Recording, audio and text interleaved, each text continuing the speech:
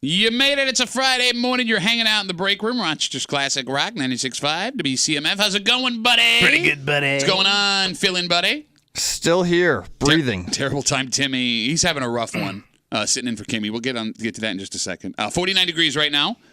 Okay. But it's going to be a beautiful, nice. High 70s, possibly diddling 80, depending on where you are. It's going to be a gorgeous day. Yeah. A little bit cloudy, but it doesn't look like the rain's coming until tomorrow. And even with the rain, we are not below 60 until next weekend. All right. So we got that going for us, bud. We're good. Come on.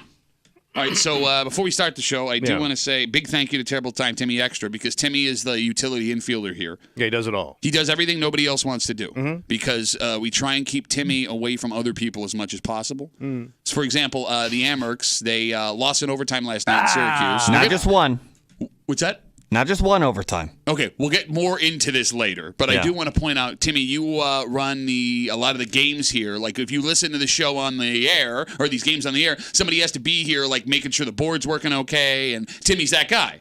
So when did you walk out of here last night? 12:55. Okay, and you got back here. I never left. I just took a lap around the neighborhood, didn't get shot, and we're good to go. Wait, what are you even driving around for 4 hours? Where was I going to go? Home? That's where most people go when they're done with work. Yeah. Eat something. Take a little something. nap. Everything's closed now. It's not at your house. He doesn't buy groceries. Remember, we found that that's out. right. He hasn't bought groceries in years. I went to the gas station, had a snack, and I sat in my car. Okay, it's not like you have to take a flight home, man. You could have just you live in Fairport. You didn't have to turn the alarm off today, did you? Because I was still here. Okay. You're like a drug dealer that doesn't sell drugs. Actually, also that, but whatever. No, I don't get. It's a 20-minute ride to Fairport. So 40 minutes between 1 in the morning and 5:30 in the morning. You still get 4 hours at your house, three and a half hours at your house. Doing nothing. If I can't sleep, what's the point? I get a nice shower in, a bite to eat. Sure. Something like that. Stretch out for a few minutes. You're a weird guy, Timmy. You're a weird guy. Thank you. By the way, so now that we're past Timmy, thank you again for being here. Yeah. You got it. There is something, Tommy, you need to know about what's going on in the building today. What? What? No, I'm trying to help you out here. What jive-ass crap is going down? No, it's Breezy's birthday down on PXY. Again. What did It's Breezy's birthday? There's a reason I'm telling you this. I know. She's like deep into the birthday. She takes her birthday very, very seriously. So do we all have to say happy birthday to her? Well, look, I've already said happy birthday because I don't want the wrath of Breeze to come down upon me. And I know that you and Breezy, despite the fact that you are the exact opposite people, share this strange bond. Which is what? You were the one that you talk all the time about how much you love Breezy. Oh, yeah, she's funny. Yeah, that's what I'm saying. So I'm just letting you know. She's funny, but I'm anti-birthdays. This is kind of a dilemma. Well, so that's the issue. And the phone number is 252-WCMF, 252-9263, because we all work with those people who take their birthdays very seriously. Yes. For example. It's like a coronation. Yeah, and she doesn't have a birthday. She does the birthday, 2 weeks. Stretches it out. No, like legit. Like, she'll have multiple events that she will plan for her birthday that she expects all of her friends to be at. So she's going to go out and do the whole thing. So she's got a party tonight that is strictly invitation only. And put a pin in that because I want to come back to it. But I am letting you know, and I'm sincere when I tell you this. Right. If you do not wish Breezy a happy birthday today, she will remember, and that might alter your relationship forever. All right. So I'll slide down there and say, is she doing like a big thing on air this morning? Of course, man. Bro, with the cake and the balloons. Poor Moose, man. Her co-worker, co-host on PXY. Before she was here, I glanced in the studio. There's flowers, there's balloons. Like, he had to go all out. Right. It's almost like a hostage negotiation, hostage situation. But it's weird when you have to do that when you're not in a relationship with that woman. You know what I mean? Like, I understand, like, if they were like a couple. Okay. I would have no motivation to do that if that's not my actual girlfriend. Well, the motivation is to keep them happy. I know, but like I'm at the point where, I can't. You know how I am about faking stuff. Sure. I can't do it for very long. All right, so I got about like a minute window of like I could fake this. So you're saying your principle would not allow you to fake, happy birthday and caring? I don't think I have it in me. Okay. Like, because I think faking it is a talent. Okay. Yeah. Sure. I ain't got that talent. All right. So then, stand on your laurels. No, I'm gonna walk in. No. I'm going to do a drive-by happy birthday. Because, I mean, I don't have much of a relationship with the girl. No, I understand, but it's just a girl. It's weird how you're like rallying against the birthday thing, and this is where I stand, and da-da-da. Yet, it's like your stance on unnecessary celebrations versus your cowardice, but you are afraid that you don't want her to like you, that she's not going to like you, so you are going to tell her happy birthday. Oh, yeah. I'm a coward. It is the right thing to do. And when I say right, I don't mean like honorable thing. I mean to keep peace at work. Yeah. But It is actually today, right? Her birthday is right now. I think so. If it's not right now, you owe her nothing. I was not going to ask you your opinion. Checks out. I had to fake being interested in the Amerks this morning because Pat wasn't there. When Pat walked in and you literally leaped over with your phone to show him highlights of a game I cared nothing about, because he started breaking down the Amerks game to me. I didn't know that wasn't even what that and I kept going, what happened. Yeah. Nice jacket. Like, I don't even know what you were talking about, man. You could have been spewing Chinese. I got nothing for you, kid. I felt bad you were up all night. I feel bad too. But you got discount Mountain Dew. I paid full price for it. It's upstairs. Full price Mountain Dew, Tommy, which is my favorite Ribs Arkansas. You know it's breaking the kid, too. No, I know it's breaking him. He's going into a financial tailspin. Here's how I know. When I walked in, his bottle of Mountain Dew was half empty, still on the console. I can't lose this half a Mountain Dew. I'm thirsty. No, I get it. It's fine. Drink your Mountain Dew, Timmy. So, whatever. I can turn this off. All of it. With Breezy's birthday today. Yeah. And, that coworker that takes the birthdays way too seriously, right? There are those coworkers who will stand on principle and be like, I don't care. I don't care. I'm not going to wish you a happy birthday. Birthday dicks. Is that guy a dick? Yeah. But you are that guy. I am. But I channel and I corral my inner dick. Okay. I hold my inner dick in. Okay. And I let it out in other ways. Like, I just took it out on Timmy. Yeah, I saw that. He didn't deserve that. That was just me being a dick to Timmy. Why even do that to a poor kid? 252 WCMF. Breezy works down on PXY. It's her birthday today. She takes her birthdays very seriously. Like every year, it's a 2-week multi-event process for her birthday. Yeah. Can I ask you a question? Yeah, sure. So she's a chick. I get it. Could you do it for a dude? Let's say a dude was going chick out birthday. All right. So there's a guy who we like, friend of ours, right? Who used to work here, who threw himself a birthday party in his late 20s. Right. Like, you come, dress up. It's at a bar, like in a private room. Come celebrate me. And I went. I felt like I had to go. But isn't it embarrassing for a guy? Yeah, but what am I going to say? I know. And the worst part about that dude is that he's from Jersey. And Jersey people it's just it's like a different America. Where are you from? Jersey. Yeah, okay. But I left Jersey when I was 9 and I never looked back. I love your rearview mirror. Take that, Springsteen. Born to run. No, man, I felt going to that kid's birthday. I felt like I had to go because he's a friend of ours and like I don't want to make it awkward. But every second I was at that party, I felt dirty. Yeah. I felt like we were just describing. Like I have sacrificed what I believe in to keep someone happy who really, it's not my responsibility to keep that person. I bought him a gift. I know. It's so weird, man. So I have another buddy that he had I think it was his 40th, and it was at a bar. And at one point, it was like in a private room. Okay. And that wasn't embarrassing enough. Like everybody bought into it. So at one point, they had him in a chair, and they hoisted him up, and they were like going around the room. What, is he Jewish? He's half Jewish, he's half Italian. Oh, okay, well, there you go. So, but like, come on, man. You trying to pick up a 40-year-old man in a chair? Yeah, you could only do that to 15% of 40-year-old American men. Yes. Get them up in the chair. Yeah. This guy you could. But even those guys were struggling, man. So they were going to dump him at some point. So you bring up the party, and I think that's the most interesting part of what's going on. So tonight, Breezy from PXY with her birthday, and again, she takes it super serious. She's having an invite-only, like, private party. Like a Kardashian. Yeah, like at a club. Right. And I assumed, like weeks ago, because Breezy and I, we're pretty close. Right. Breezy but you go and talk to everybody in the morning. Oh, you mean be friendly? Yeah, you're like a Walmart greeter. We talked about this. No, it was just Even funny. they got rid of that guy. Which is funny because your face and outfit is exactly Walmart greeter. Welcome to Walmart. Can I see your receipt? Oh, yeah, hold on one second. Hey, that's BJ's. Receipt doesn't matter. No, they check your receipt at Walmart now, too. Well, probably you. Me, I'm fine. Yeah, no, you're good. So I was anticipating getting this invitation, and I was like, when I heard about the private party, I'm like, damn it, I'm going to have to go to this thing, and this is going to suck. And I was invited. Well, because you're old, man. Well, which is I get. They don't need some narc in there. But here, if anyone's going to narc, I don't know. Your jacket screams undercover cop, man. Hey, fellow teenagers, anybody got any of the cocaine? I don't want to go to this party. Right. And I was dreading being invited to this party. But then after I was invited to the party, I am offended. Yes. You're now me. You are completely pissed off. You're not invited to a party you had no intention of going to. Yes. Well, no, I would have went and I would have hated it. Right. Well, that's what I mean. You know, you don't want to go. But why did I not? Because now you're not cool anymore. Because like when you were, because Breezy's younger, she's cool, she's on the cool station, and now you're not in that circle anymore. You're out.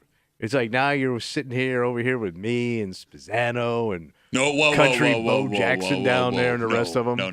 You in the old man room. You're hanging out with Gene and Danger. I ain't 40 yet, man. I ain't 40. When I hit 40, you can say that and I can't argue with you. I am not in your territory yet. Yeah, but you kind of act old. Oh, do I? Yeah. Do I act old? You got like a million health issues. Yeah, it's not my fault. You now have to wear comfortable shoes. You hang out at like antique stores and collectible conventions. Pretty cool, though. You're 70 years old, man. Shut up. You don't know nothing about nothing. You weren't invited to the party either. You're like a step away from owning model trains. If I owned model trains, you would come and check out my model trains. Well, I'm old. So then shut up. I would be over Spazzano, Bo down the hall. By the way, if I was invited to this VIP Breezy party tonight, and you weren't VIP Breezy. VIP Breezy party? VIP Breezy, baby. There you go. VIP, if you will. If I was invited and you weren't, you'd have been pissed. Yeah, but I ain't going either. No, that's what I'm saying. Like, you sit here and you're like, this is what you are. You'd feel the same way I did, because Kimmy is the only one that I think got the invite, and she's out of town. Is it just for girls? No, it's not just for girls. I don't know. If it's like a girls thing or something. Just for girls' private party? Hey, girls' night out. Yeah. Maybe they probably want to get together and just, do girl crap. Well, no. I think it's because I know that there are people that used to work here who are dudes who were invited, which then really pissed me off. Yeah, but those are them soft-ass dudes. So what? You just call me... Soft-ass radio dude. You just call me a soft-ass dude. What am I? Am I too tough for the party? Am I too soft for the party? You're not quite soft enough. You're in a weird soft zone. Used to be doughy. For God's sake, 252 WCMF. Like I think to your point, as we have this discussion, if you have that coworker that takes their birthday too seriously, you do have to go out of your way and gush a little bit. But don't feed the beast too much. So what's your plan then when you walk down there? I'm just gonna wish her a happy birthday now. She's not expecting anything from my old ugly ass. No, I think she is. I think that she's expecting it like a virus to move through the building where everyone's gonna tell everybody else you have to wish Breezy a happy birthday. Yeah, but that's all I'm gonna do. I'm not giving her a gift or anything. You know, I imagine this is what it's like in like a country with like civil unrest, where like all of a sudden like one of the generals is like, I'm going to take power now. Right. And then like they start to gain that power and everybody has. Yeah, but you have to like treat that person like the greatest person in the world. You got to kiss ass. Yeah, that's what I feel like Breezy's doing to everybody with her birthday. You're going to be lined up in that Breezy firing squad if you don't watch your ass? Like it's like Spain in the 1930s. Oh, you know what I mean? He does not know what you're talking about. I almost called him Kimmy. I've done it 4 times this week. Mel Kimmy. By the way, as we were telling you the last couple of weeks, Timmy's still behind the board with Kimmy. Can we call him Mimmy? Mimmy? How did I lose a letter? You're a him, Kimmy. Yeah. You're a Himmy. A Himmy. I like it. Himmy. Why can't I just be Timmy? Shut up, Himmy. Okay. Well, when you put it that way. Happy birthday. We had told you for the last 3 days, Kimmy's gone. Yeah. We know she got on a plane. We don't even know. No updates. By the way, this chick goes away. We do have an update. She just disappears. But why? Well, it's not an update she directly sent to us. No. And that's what I'm getting at. So, but why would she on vacation reach out to us? She's on vacation. True. I know. Well, look at you now. You're being a soft ass bitch. Oh, why did you Kimmy text me when I don't want to hear? Because if Kimmy texts me, oh, look at this, how sad, busted ass texting a 60-year-old man. Well, maybe she went by Bob Hope's house. We now know where she is. I was right. You were right. Yep. But we only know because she posted a picture of a pool on Instagram last night, and she tagged Palm Springs, California. Yep. Which has been my dream trip. Oh, you say that I know. You've said Why are you it dreaming of 7 times. Kimmy on vacation? No, me. Look at Kimmy got you. No. No, so we know she's in Palm Springs. All right. But we only know that because she posted that and tagged herself in an Instagram photo. Okay. And she also did like the douchey, like millennial woman thing. Look at where I am. Like, check me out. Like, it just does not contribute anything to the world. It's just a pool and a tag, but I'm in Palm Springs and you're not. Yes. Check me out. It's not a funny picture where you would enjoy it. It's just water, and I tell you where I am. It is pretty insulting, right? We don't get to go. Well, no, you It could just go. makes you feel. Those pictures just make me feel like crap about my life. Well, I think that's what they're designed for. Yeah, which is not fun. Okay, but I still look at them. You literally just said again, every time we go Palm Springs, that's my dream trip. I want to go there. I want to see Sinatra's house and D. Martin's house and Bob's house. That's all I want to do. Who cares, And I'm man? a simple man. You know they don't live there anymore. I know, but I want to see how they live. But the house is probably different than it was when they lived in it. No, some of them, it kind of still looks like the joint. Does it? Yeah. How do you know? You ain't been to Palm Springs. I know. And I also want to go to Sonny Bono's restaurant. We have a dynamite. Make sure you wish Breezy a happy birthday under threat of execution. Got to break it for you this morning here on CMF just after 7 o'clock. It's Friday. You know what that means. Oh, we're going to get a little creepy. That's right. We got a creep cap coming at you just after 7. Also just after 7, there's been some issues at the Frederick Douglass Rochester Greater Rochester International Airport and Boat Show. Yes. Over the last 2 weeks. Did you see this story? No, something happened to the awning? No. Awning is okay, thank right. God. It involves the rental car companies that are there at the airport. You don't think of that being a big thing here, rental cars? Well, I guess if you're here for business, All right. right? I don't know. All right, so what happened? Well, it turns out Yeah. that some folks have come up with a genius scam because rental car companies have been getting their cars ripped off like crazy. Oh. But these folks are not breaking in and taking off with them. They're actually getting the keys handed to them, no problem. So they're going right up to the guy, To the kiosk. no, that's not where they're getting the keys from. Oh. And that's what's brilliant and makes this a bit of a dilemma because you can blame the rental car companies for not being, I guess, nailed down, Yeah. but it's really not their fault. It's the customer's fault. But you can also make the argument that if the customer believes this is what's supposed to happen and if the car company had better service, they wouldn't be getting their cars ripped off either. Wow. I'll tell you the whole story right. just after 7 o'clock here in the break room on CMF, plus a whole bunch more. But first, Tommy. Yeah. Well, let's talk about our own cars before we get to stolen cars. What happened to your car? Well, no, my car's great. Yeah. You know, it's a Honda Pilot. Yeah. You know, I had family dealerships. They take care of that thing. However, there are people driving around right now dealing with this situation. What happened? And based on the information we have in front of us, they're going to be dealing with this situation for a long, long time. And we'll get into it next here in the break room on 96.5 WCMF.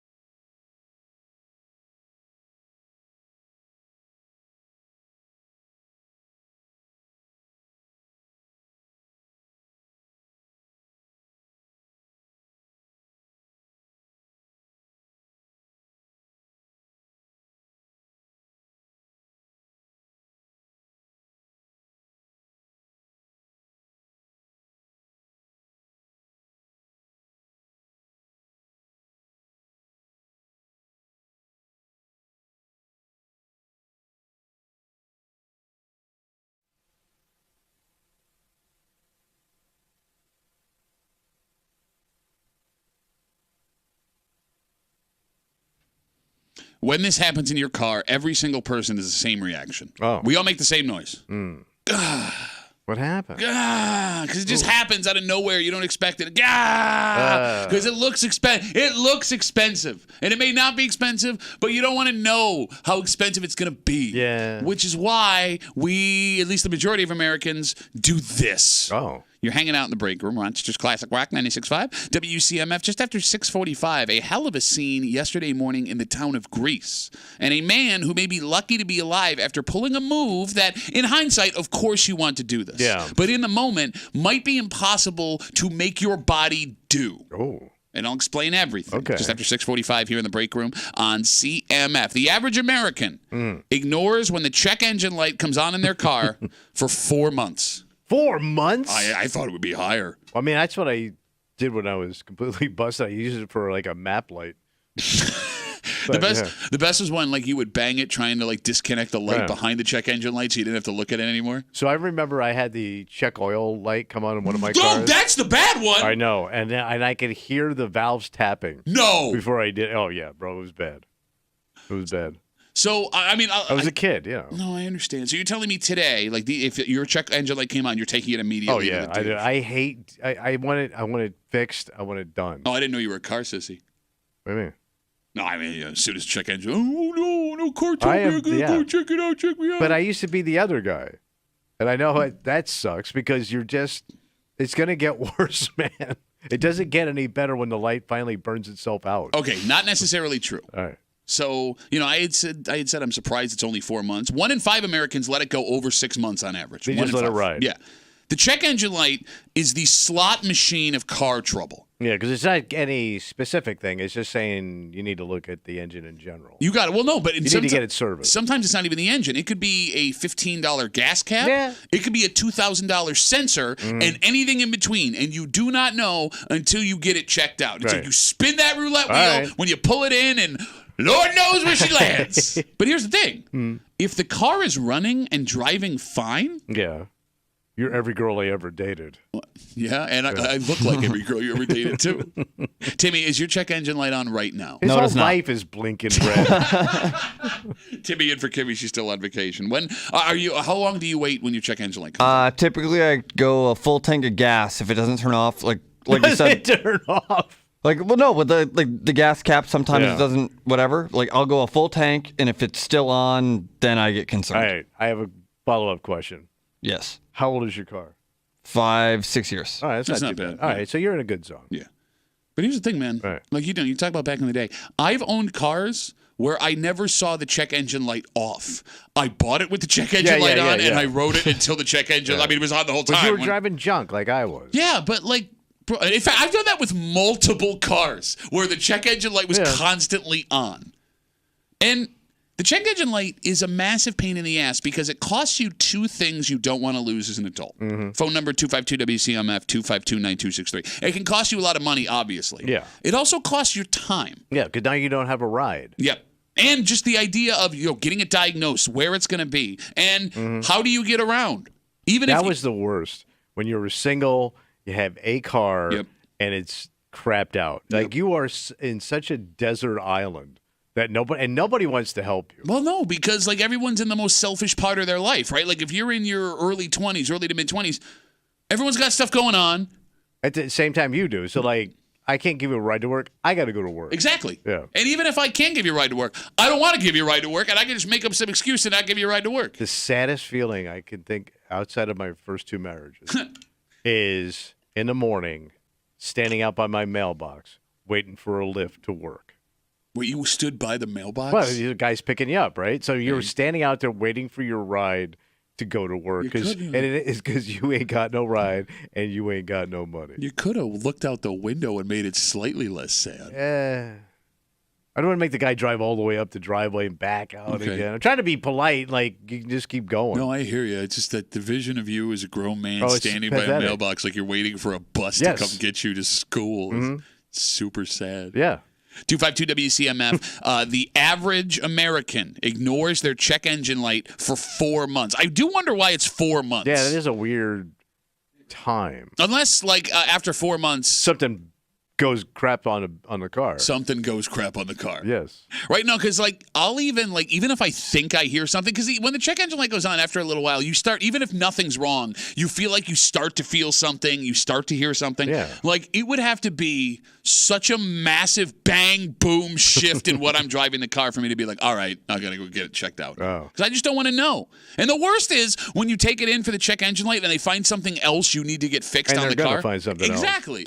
Come on, man. I ain't got the money. I ain't got the time. This is fine. You're gonna need some new brake pads. And we pulled them brake pads up. Them tires are shot. Well, it's funny you bring that up Mm-hmm. because they asked which car repairs stress people out the most in this study. Mm-hmm. They said problems with the engine were one. All right. Next were issues with the brakes, which seems kind of silly. What do you mean? Well, like I know the engine's important. Yeah. Right. But like if your engine stops working, you just like the car doesn't move anymore. All right. If your brakes stop working, Hey, you're still moving. yeah, that's the opposite of that. The car won't stop. I would think that brakes would stress you out more because we've also been in those situations where you knew your brakes weren't good. Oh yeah. But you didn't have the money to fix your brakes. Bro. So you were just going to like. I can remember the squealing, like I was strangling a pig when I went to hit those brakes, man. That noise. Was that metal on metal? That noise, Yeah. always, the brakes always stress me out more. Because I than the never engine. put new pads on. Same with your mom. And she was squealing. 252 WCMF, 252-9263. Let's talk to Frank. He's on CMF. Hey, Frankie, what's up, buddy? Good morning, guys. How you doing? Good. What you got? This is a pain in the ass for older people, especially me, because I drive quite a bit, and I'll tell you, when this maintenance soon light comes on, and it comes on every 5,000 miles for oil now, it makes you nervous as hell until you find out what it is, but you know it's something like get an oil change or something like that, probably. But it's just, for an older person, it's a real pain in the butt. It's got to because you suck, don't Frank. know. It has to suck as you're shuttling between one of your 3 homes. That you had to have your oil changed, you pothead. Yeah, but you're sitting on you don't know what it is. So where do you take it? What else you got to do, man? No, but will you listen? This is the only guy that's lazier than me. I don't know about that. Let's not say things we can't take back. Or at least I'm tied up till 10 in the morning. Right now I'm up until late. What a rich dick. You rich, But it spoiled is ass a pain dick. in the butt. It gets you nervous about everything. You know, I don't like it. I hate And it these guys. makes No, it but I'm just- with Frank. I'm with Frank. Frank's got bank. He could go fix it 10 times over. It's not about the money. He's got multiple cars, bro. It's the nerves that drive you crazy, because you know what it is, and you got to get it done and everything else. But it's just you're nervous about stuff, and when you're older like I am, you don't need any more crap than you got to contend with to begin with. I hear you, buddy. So Frank, I'm on Team Frank on this one, buddy. I'm with you 100%. Frank. Thanks for the call, Frankie. Have a good rest of the day. I'd like Bitch to ass bastard. I'd like to point something out. Go ahead. And why I love when Frank calls and you get so upset. Because He's got it, man. you live in Pittsburgh. I ain't got no bank. Spoiled ass rich kid. No, but you sit here and you like to put your chin up. Well, you know, I'm the upper crust of the break room. And then when somebody with way more than you, who actually earned it himself, calls the show. By the way, we don't know how he earned his money. What do you think? He's a drug dealer with that voice? Hey guys, you want to buy some crack? Still earned it. Who's looking for crack? All right. No, like you become me, and I love watching it. I think so cool. You become Patches. Patches over there. Patches I'm Muley. depending on you, son. Timmy. Yeah. When it comes to what you are stressed out most about your car. So they said engines 1, then brakes, fuel system, exhaust, and tires. I can't believe tires is that far down the Tires are list, too. so goddamn expensive. Yes, because, Timmy, I would think that like you haven't gotten new tires since you bought your car. I actually got them about 4 months ago. I need to get them rotated, actually, now that you bring it up. All right. Probably with an oil change. Well, Frank brought up so the light for the oil change just went on my car yesterday. It warns me, you know. You need gravy because it shows you that little gravy boat. Is that what that is? It looks like a gravy Yeah, no, boat. it's a like gravy gravy boat. boat, Definitely isn't not it? an oil thing. My Isn't it? car's It's a low gravy on boat. gravy. But I also need inspection by the end of the month too. Yeah. And that's So now you got to get it all done. exactly. And Just it's color your own picture in and call it a day. And you got to check the blinker fluid. Make sure you're Blinker fluid, yeah. That gets me every year, actually. Well, look, I mean, I love, I'm lucky, right? Like, I got the odd family dealerships take the Yeah, car and to. by the way, if you got top-notch service like that, I don't care what's wrong with my car. I go in and done. No, I'm with you 100%, but it's still and like they're not gonna chintz and whack you. I know, no, they're not. But even with just the oil change and the inspection, like I know it's going to be like a minimum hour, minimum, and it's just like, you don't know, you don't, but Timmy and everyone else listening, you're spinning plates, house of cards, your schedule something. It's just like, oh, this is something I don't want to do. I don't want to. I can't. I don't have the time to do that. So the nice thing, can I brag for a minute? Sure. Nice thing about my wife being retired, is I can just drop the car off. She picks me up, and then I'm not stuck. And then I just go when it's done. So if you're a retiree, it's nice. That's why I don't get Frank's dilemma. Wow. Weren't you bitching about Frank? It must be nice to have a home where you only need one income. Must be nice. We have two income. Oh, yeah, I don't know. She has retirement income. Oh, you got retirement. It must be nice to have a spouse that has a job with retirement income. We get that fat government check. Yeah, because there's lots of people at that age working right now because they can't retire. What do you want from me, man? I don't know. You don't yell at Frank for things she that you don't have. She worked in the school system. Bad. She's spending all your money. What do you want from me? Again, I would also like to point out, before you met your wife, these teachers, biggest scam, pension, summers up. But now I get it. This union thing's pretty cool. Very scary scene in Greece yesterday morning. Yeah, like I would never think this would go down in that neighborhood. Well, what are you talking about? It's a really nice neighborhood. We're not talking about. Are you talking about the shooting? No, we're talking about something else. What else happened? Well, it's something that is more common, I guess, in homes than a shooting. And by the way, that story was 2 days ago. Well, I thought, taking our sweet time to get there. No, this involves self-preservation. Oh. Because it's the most important part of your body. Like, in fact, your body makes you self-preserve every day. Okay. That being said, when you are stuck between two things that could hurt you badly, kill you, either one, and you have to make a choice about which one is the less kill, I'll explain next here at the break room on 96.5 WCMF.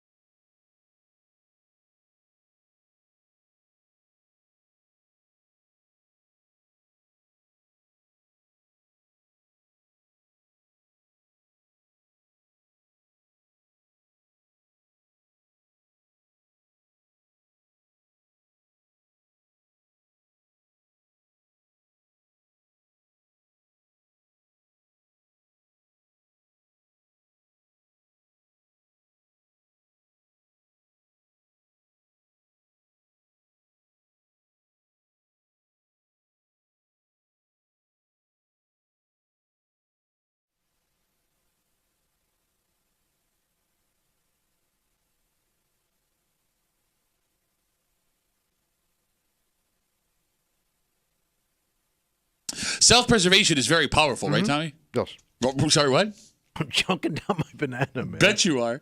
You want to live, and you'll do anything you can to make sure that happens. But sometimes the two options you have to live can both really hurt or even kill you. And that's the exact situation one man from the West Side was facing yesterday. So this has got to be like a split decision. Well, yes. Like immediately. Yeah, but it's also a decision your body may not allow you to make. But you have no time to hesitate. Well, you're hanging out dead. You're hanging out in the break room. Rochester's Classic Rock 96.5. WCMF just after 7 o'clock. It's Friday. You know what that means? Well, we're going to get a little creepy. That's right. We got a creep cap coming at you. And cars being stolen from the airport. But not the way you think. It's not the way we've seen it. And we can't figure out whose fault it is.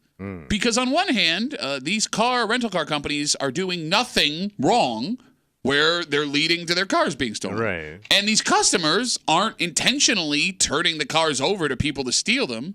But something has to change. Somebody's just walking in and grabbing a car. We'll explain everything. All right. Just after 7 o'clock here in the break room on CMF. This story went down yesterday on Berkshire Drive in the town of Greece. What happened? Just before 9 a.m., first responders showed up for a fire at a residential home. Fire? Blazing, Tommy, Damn.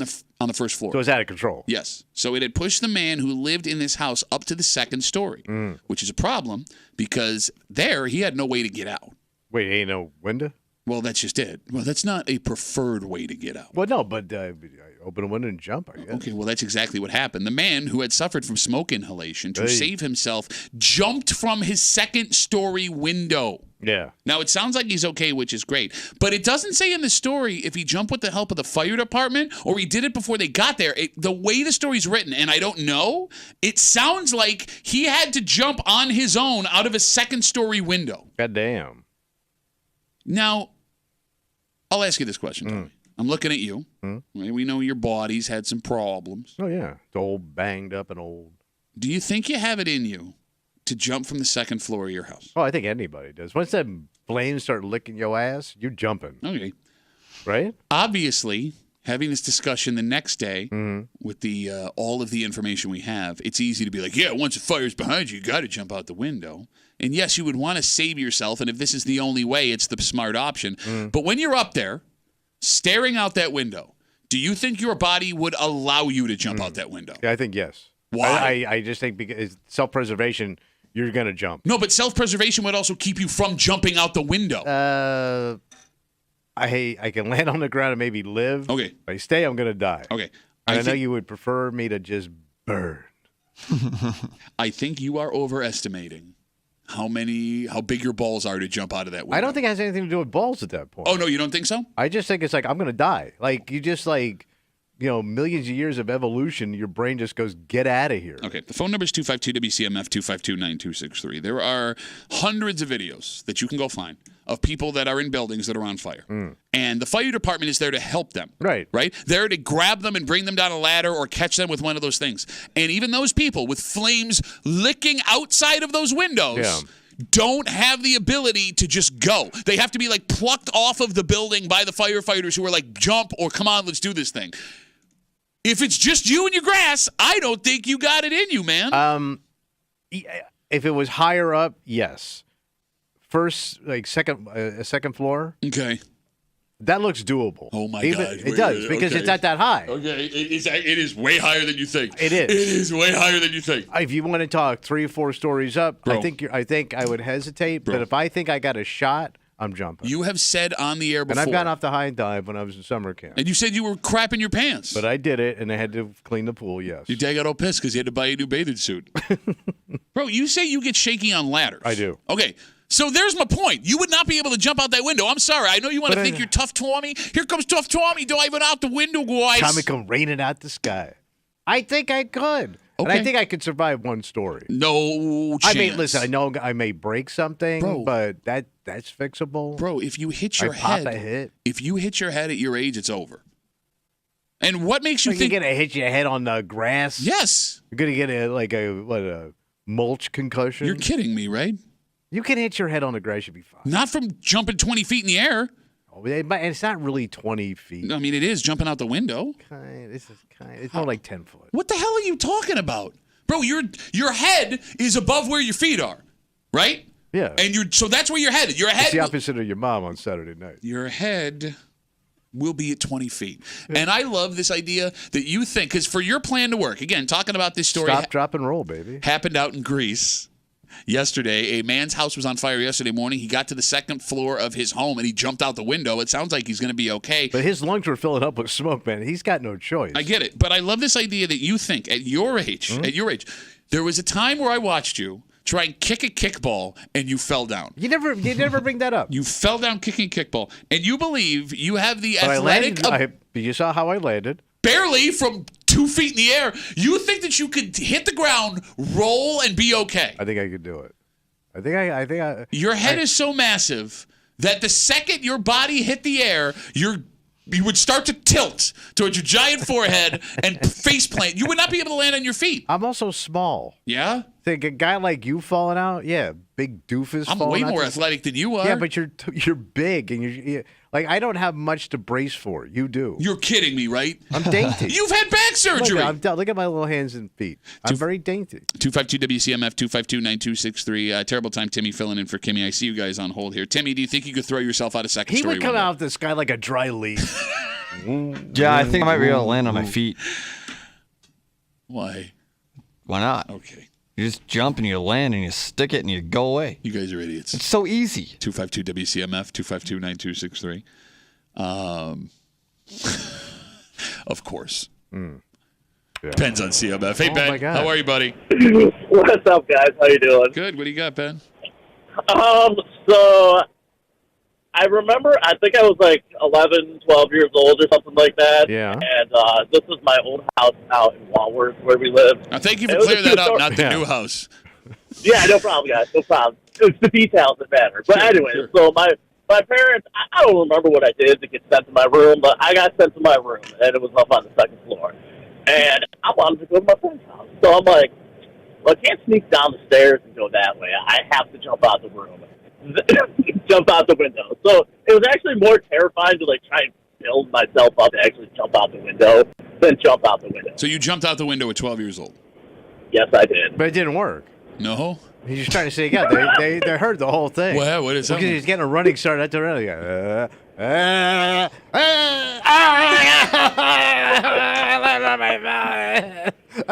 Go run away, tastes like dirt. Bro, you can't compare as a grown man jumping out a window to a 12-year-old jumping out a window. Busted ass 12-year-old. No, I know. I'm just saying. I think now it would suck being almost 40. And at 12, yeah. Sticking out of your parents' house? Yeah, that would be embarrassing. Ben, great call, buddy. Great call. Glad you made it out the window, buddy. All right, take care. Here's what I want to know. I want you to walk me through. All right. So again, talking about the story out in Greece, house is on fire.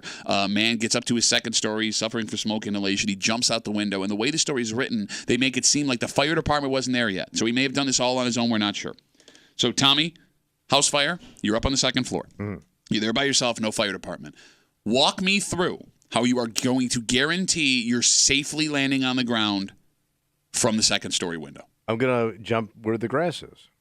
How are you? And Okay. land on the grass. I'm not gonna jump by the patio. Okay. I'm gonna take the side window. Okay. And it's just nothing but grass. Okay, so how do you jump out of the window? I just jump out. No, but I would it's a just, window, leap like, out, you can't- I would go probably like paratroopers do. What do you mean? That's how I go out. Oh, how Like a like show me. paratrooper. Show me. Like what do you mean? I guess. Way No, but down. like, all right, here's what I'm saying. Arms out. I would look like Jesus coming out of the sky. I would go Jesus, like touchdown Jesus Notre Dame style to the ground. All right, here's what you're not realizing. You're jumping out a window. So you're not going to be able to stand up. Well, I can. No, you can't, man. I can literally stand. We have one window where I could stand in the window frame. Okay. You Pittsburgh. can't. That's what. Upstairs. You have an upstairs window where you can stand in the window. Oh, yeah. Are you serious? I am serious. You're such got a big, fancy, spoiled ass, big window. rich ass bitch. Second story bay windows. Well, they're just big windows. Really big windows. Well, we like a lot of light. Okay, you do not have a 5-foot window upstairs. You do not. It Well, does not it's exist. big. It's big enough for me to get in. Okay, but easily. you're not going to be able to stand up But and like, jump. but You're going to have to once go you- off your ass. No, you say, but you leap out. No, you leap wait, out you because going have to- head first? No, but up. Up and out. Like Okay, so I want to be clear. You think that from inside the window, you are athletic enough to jump, have your feet, have your feet clear the window, then you to straighten yourself out like an Olympic diver where your feet would be parallel to the ground and land on your feet and roll. You think you could do that? I think I can do it. You're out of your mind. The second you jumped, your toes would clip the base of the window, you would start tumbling forward, and you would land on that giant forehead of yours. There's no way you'd be able to pull that off. Oh, you make it sound like it's so difficult to just jump out a window. It is extremely difficult to jump out a window. And land on your feet, yeah. It's not hard to jump out of a window. Okay, I think it's also hard, Timmy, to jump out of a window because your body would not allow you to do it. And when you hit the ground, you don't you don't stiffen. You try to like roll into the fall. Have you ever done this? No, but I've seen those paratrooper movies when they teach the guys how to land. And that's the problem. You don't tense up. Okay. You got to be loose. You're not going to be loose. I don't think you want to land on your feet for something like that. Where do you land, Timmy? On the ground, like just hope for the best. But you're not diving head first. Oh no, hold on. Team jump together. All of a sudden, there's a crack in the alliance. You have to land on your feet. No, you'll break your legs if you land on your feet. So what are you landing on? The side, and just hope for the best. No, because then you can slam your head. If you land on your side, you're going to slam your head. Break your arm. Fall like. Idiot. Dive. There's 6 inches of shoulder protecting your head from slamming on the ground. You need to land on your feet. You got to hit the feet, and you got to like. No way. My legs would I would die if I landed on my feet. He's got some chicken. It's done. No, 2 broken legs is better than you slamming your head on the ground. It wouldn't be 2 broken legs. They would have to be removed from my body. Okay, again, better than slamming your head and dying. No, if I didn't have my limbs, forget it. Like just chicken nugget meat out. If I ain't got my limbs, I'm no good. What are you doing with your legs anyway? You just sit here most of the week. Yeah. Yeah, I mean, I can come into work with 2 broken legs easy. Yeah. We have a ramp and everything here. You got all excited. Here I am using my legs like a sucker. I'm serious. I can put my feet up. I could do this whole show on a You don't have feet if you don't have them. That's a good Put point. Your feet the up. only thing you would have to help me with is going to the bathroom. Yeah, good luck. Excuse me? No, what happened? You were all confident that you could make this work. Mr. Big Christian man went to Catholic school. Christian man? What are you talking? Where'd that guy? You went to Catholic school. Yeah. Makes you Christian. Yeah. So you had to help me go to the bathroom. You went to Catholic school too. Yeah, but I got. I will help you too. My ass! You had to help me. You had to help me urinate. You had to help me on and off the pot. Yeah, definitely, man. Yeah, no, just wait. Go in there. I'll be right in. Jesus would do it. Yes, he would. Maybe he'll show up and help you out. Let's take a break. It's Friday. You know what that means? Oh, we've already started. Creeping it out. Yeah, creep cap. Peeing. You standing there. Helping me. This is back-to-back days. What? Where you've brought that up, and you'll be like, "Oh, it's a kind of a sexy thing." Which is weird. Creep cap coming at you, and there's stuff going on at the Frederick Douglass Greater Rochester International Airport. Sauce. Yes. And you know, the easiest way to stop crime is to figure out who's responsible. Cut that off, and you're good. Right. And when I say who's responsible, I don't mean the folks that are stealing the cars, right? Because you can make the argument that, like with the Kia and Hyundai situation, the car makers were responsible. Yeah. That's why it keeps happening. In this situation, there are 2 suspects as to who could be responsible outside of the actual criminals. The problem is it's hard to tell who the one making the mistake is. And we'll explain everything next here in the break room on 96.5 WCMF.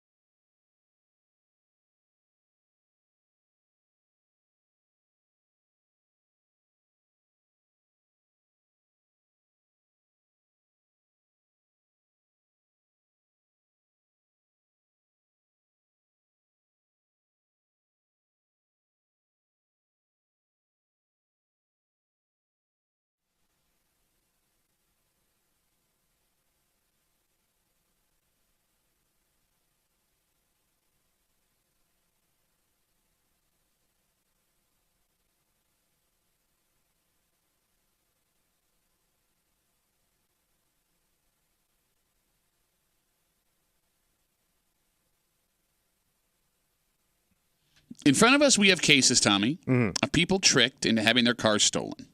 But this wasn't a carjacking. Yeah. It wasn't a smash and grab, even though it was a face-to-face interaction between the criminals and the people that had the keys in their hand. And if that wasn't strange enough, the cars that were stolen didn't actually belong to the people who they were stolen from. And it's this confusing scenario at the airport that has people trying to figure out who is at fault for these cars that seem to be disappearing without a trace. So this would look legit to the outside person. It looks so legit that it's actually happening. Okay. You're hanging out in the break room. Rochester's Classic Rock 96.5. WCMF. Kimmy's still on her jet-setting vacation. By the way, we figured out where she was. She's in Palm Springs. Yep, California. Not because she reached out to any of us, because she did that douchey, like, I'm going to take a picture of a pool and tag where I am thing on Instagram. So Kimmy's in Palm Springs. We figured it out, guys. Yeah. And just because Kimmy's not here, Timmy behind the board, doesn't mean we don't do what we normally do. All right. You say a lot of disgusting things. Thank you. Kimmy usually collects it, but Timmy's been on that today, this week. But he kind of looks like a guy that should do that. No, he's actually lost 10 pounds collecting all your creep. He doesn't have 10 to give. No, he'll show you. All the disgusting things Tommy said all week long. It's a creep cab happens now on CMF. Yeah. Oh, man. All right. God. All right. How hard? Okay. All right. I love it.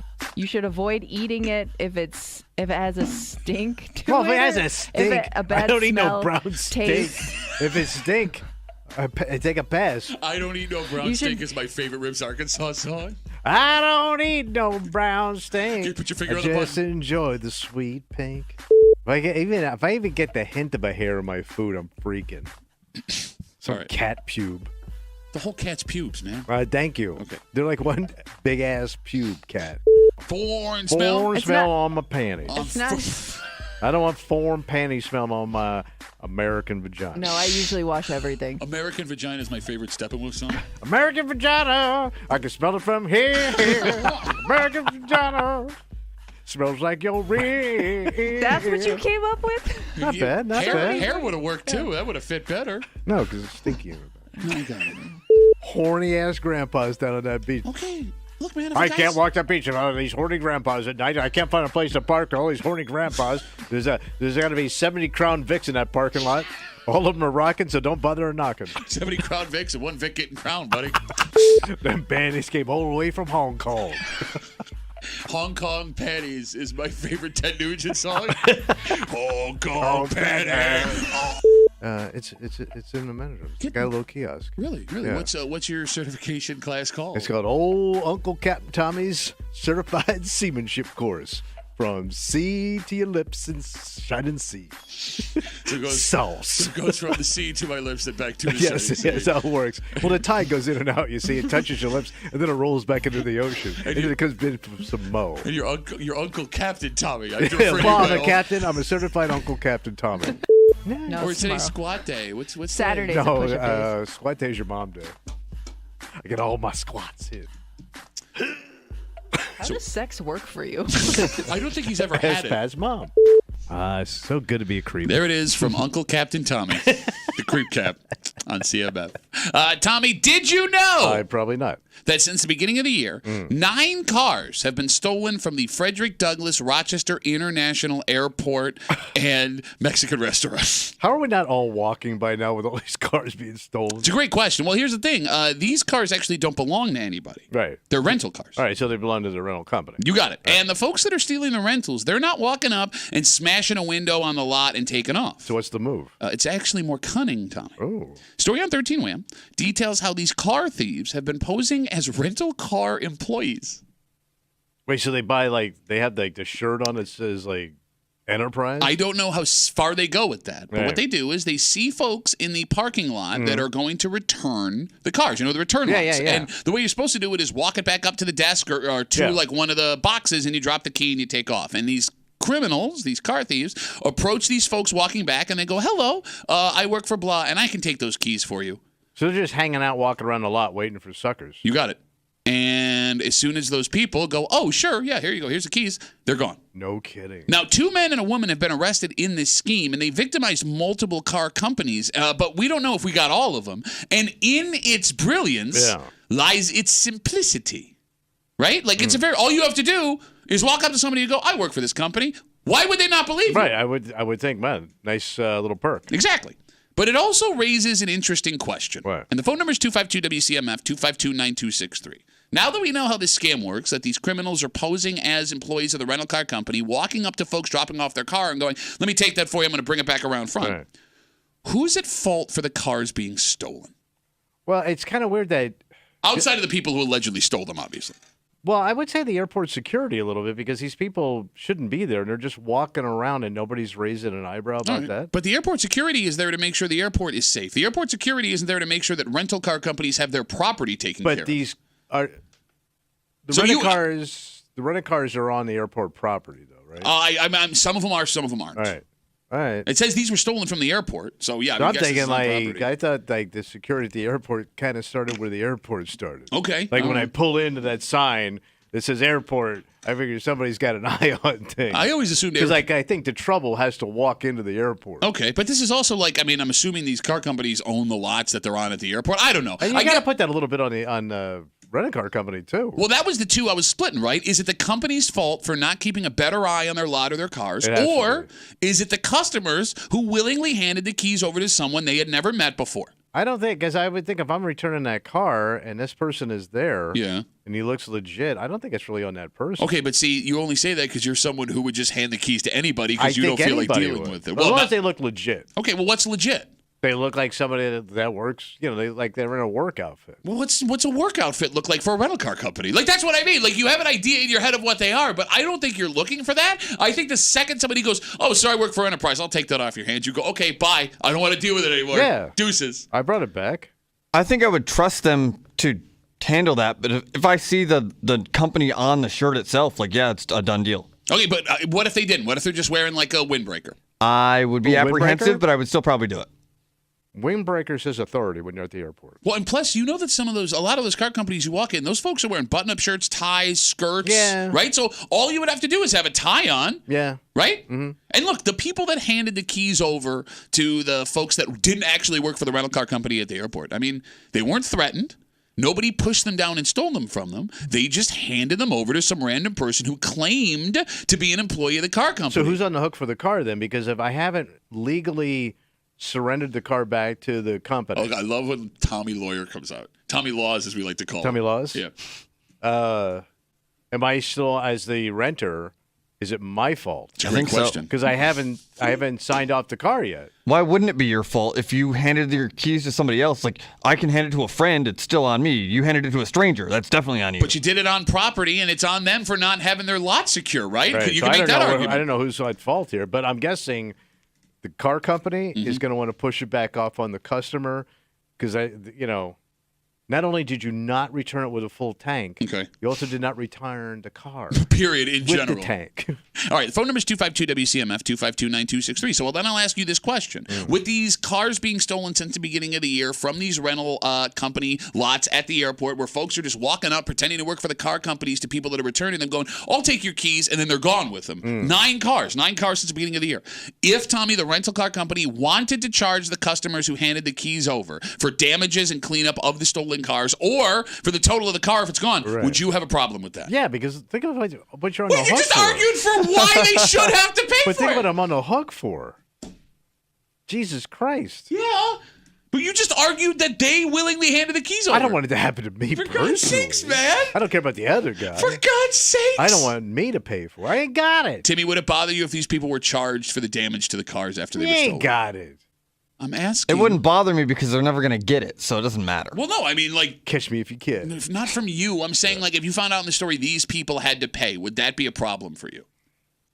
No, they shouldn't have given their keys up to some person they didn't know was unemployed. So you blame the people that handed the keys over. Yeah, for this. and that said, I would probably give the keys up. Like, it's still my fault. Okay.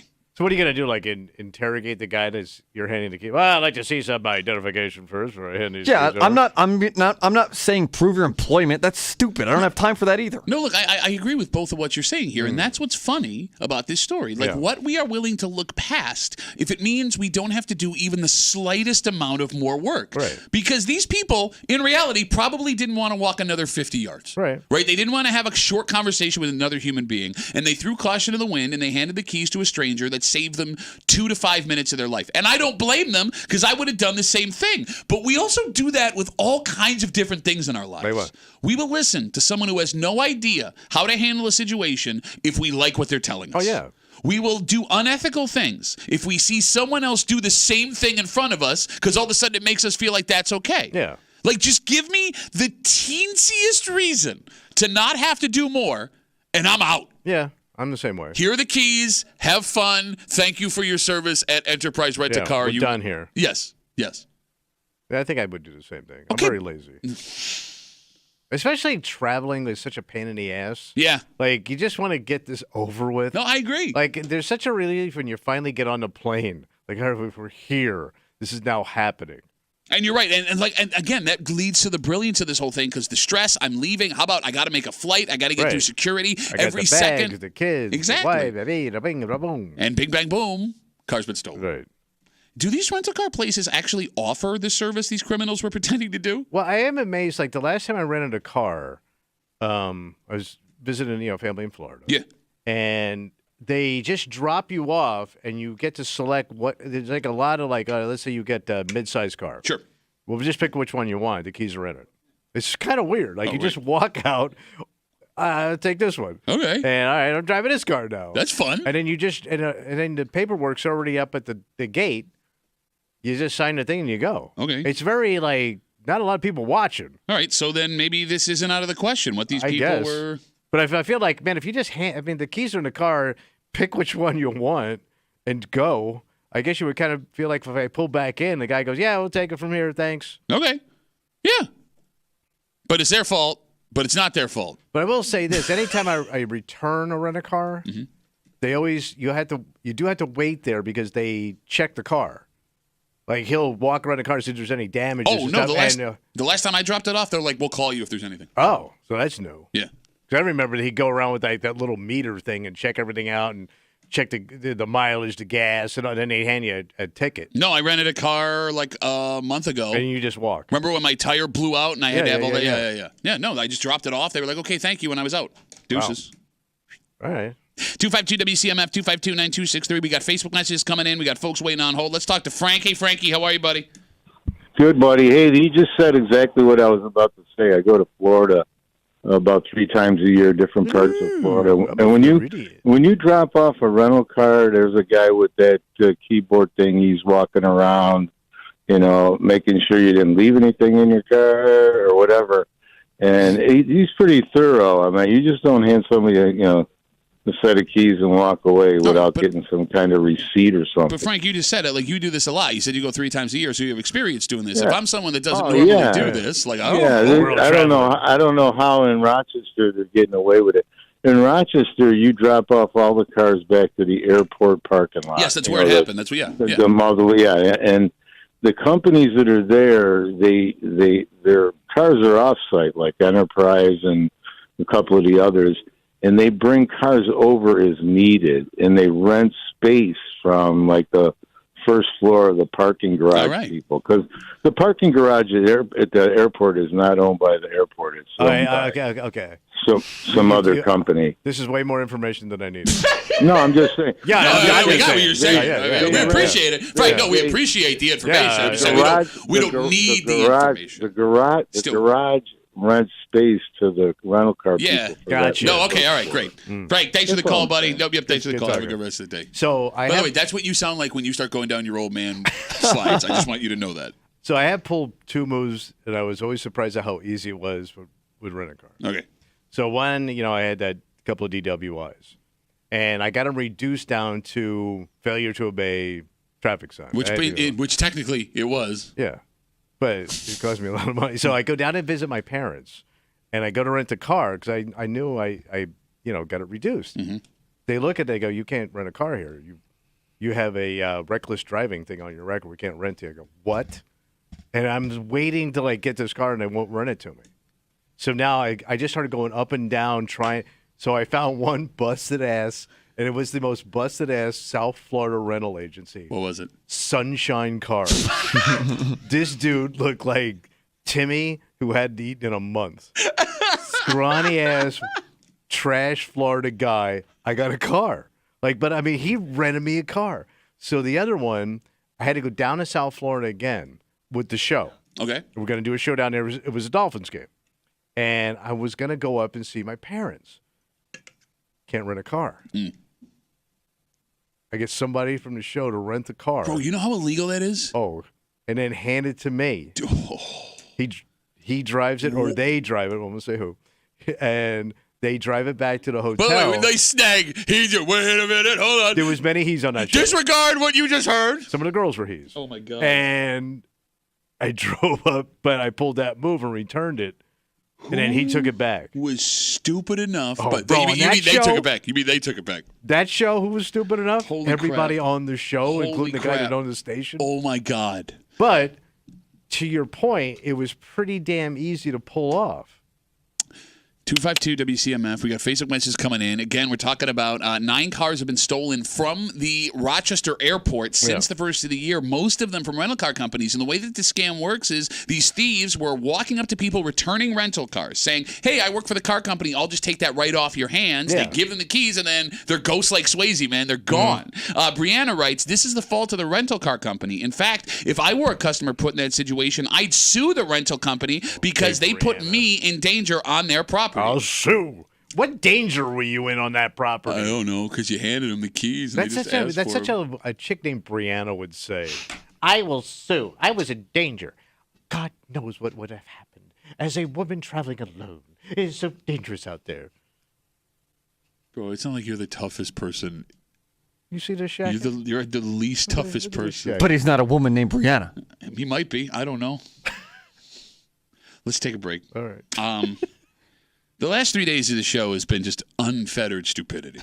Well, yeah, look who's in the room, man. Like, Kimmy's not here. Like, I understand you folks listening are realizing now the job that Kimmy does. I mean, she's already super talented at it, but, like, without her in the room, just the wheels fall off. Yeah.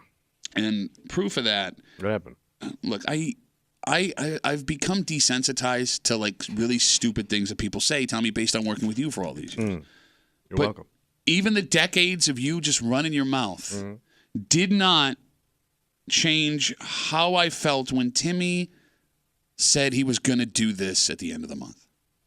Oh, yeah. Because this is something that people train for months. This is a Years wildly... lives, really. Yeah.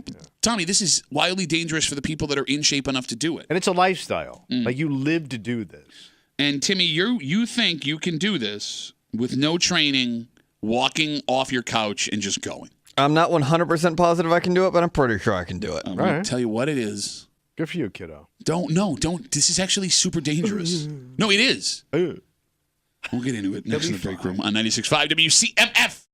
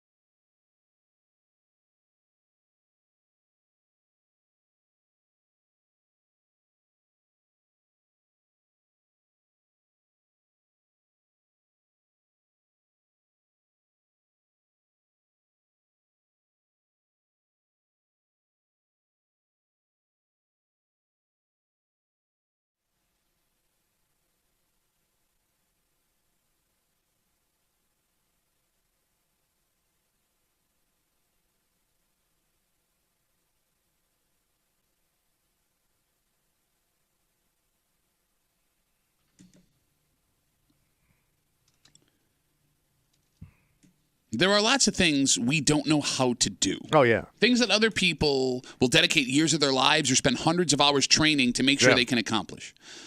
We do know, however, that men especially are super arrogant. And somehow in this room, without him knowing it, this man is about to prove how stupid and dangerous that mentality can be. Wow. When you think you can do something with no training that you absolutely cannot. And this thing is grueling.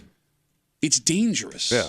You're hanging out in the break room. Rochester's Classic Rock 96.5. WCMF. Just after 7:45. Rough night for the Rochester Americans last night. Ah, damn it. Really rough night for one man in particular. And I got to be honest with you. When it comes to professional sports where one person has to shoulder a ton of responsibility, I don't know how this man doesn't hate everybody he's sharing a bus back home with. Oh. And we'll explain just after 7:45 here in the break room on CMF. So Kimmy is still on her trip.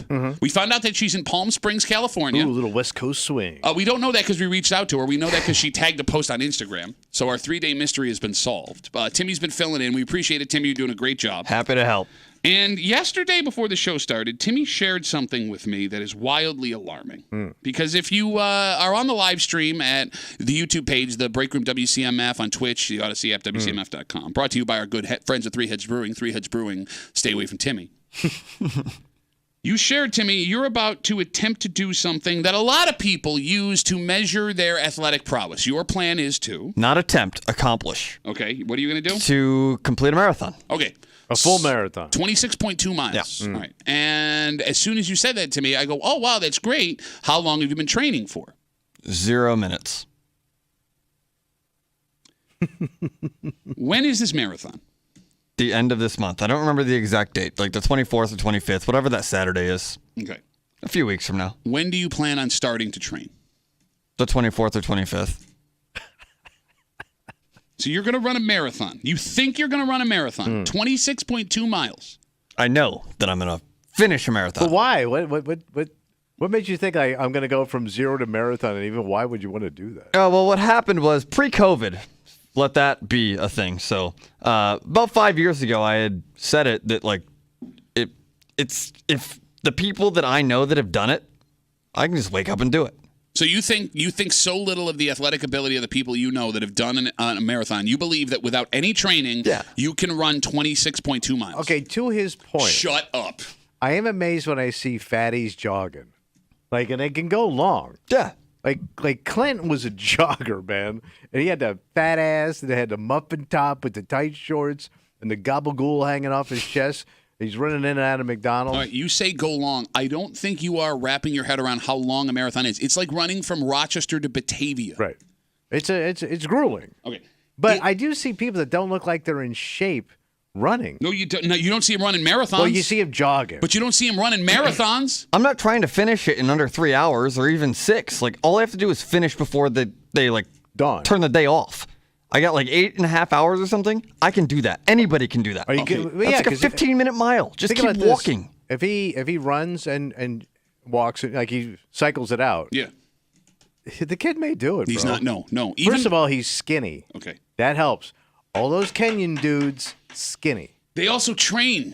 Yeah, to do it in like 2.5 hours. I don't need. I've got 4 times that amount of time. All right, the phone number is 252-WCMF, 252-9263. I see big things for this young man. Even walking, your body does not have the ability to walk 26.2 miles without shutting itself down. I'm telling you right now. He can walk it in a day. No. I would be tired, no doubt about it. But to not be able to do it, come on. He'd be sore but proud. All right. So, Tommy, you've seen video of elite athletes running marathons whose bodies just all of a sudden... Yeah, they seize up. They quit. All of a sudden, they can't walk. They poop their pants, right? Yeah. Can someone who has run a marathon before, 252-WCMF, 252-9263, call up and explain to Timmy how stupid and impossible this task is going to be? But what if he paces himself? You would have to walk the entire marathon. You could jog a little, walk a little, jog a little, walk a little, Walking run and a little, jogging and a walk. I think the kid can do it. By the way, how old are you? 36. Yeah, for he ain't. God's Oh my sake. God, he ain't a kid. No, 36 is what. 36. You smoke? No.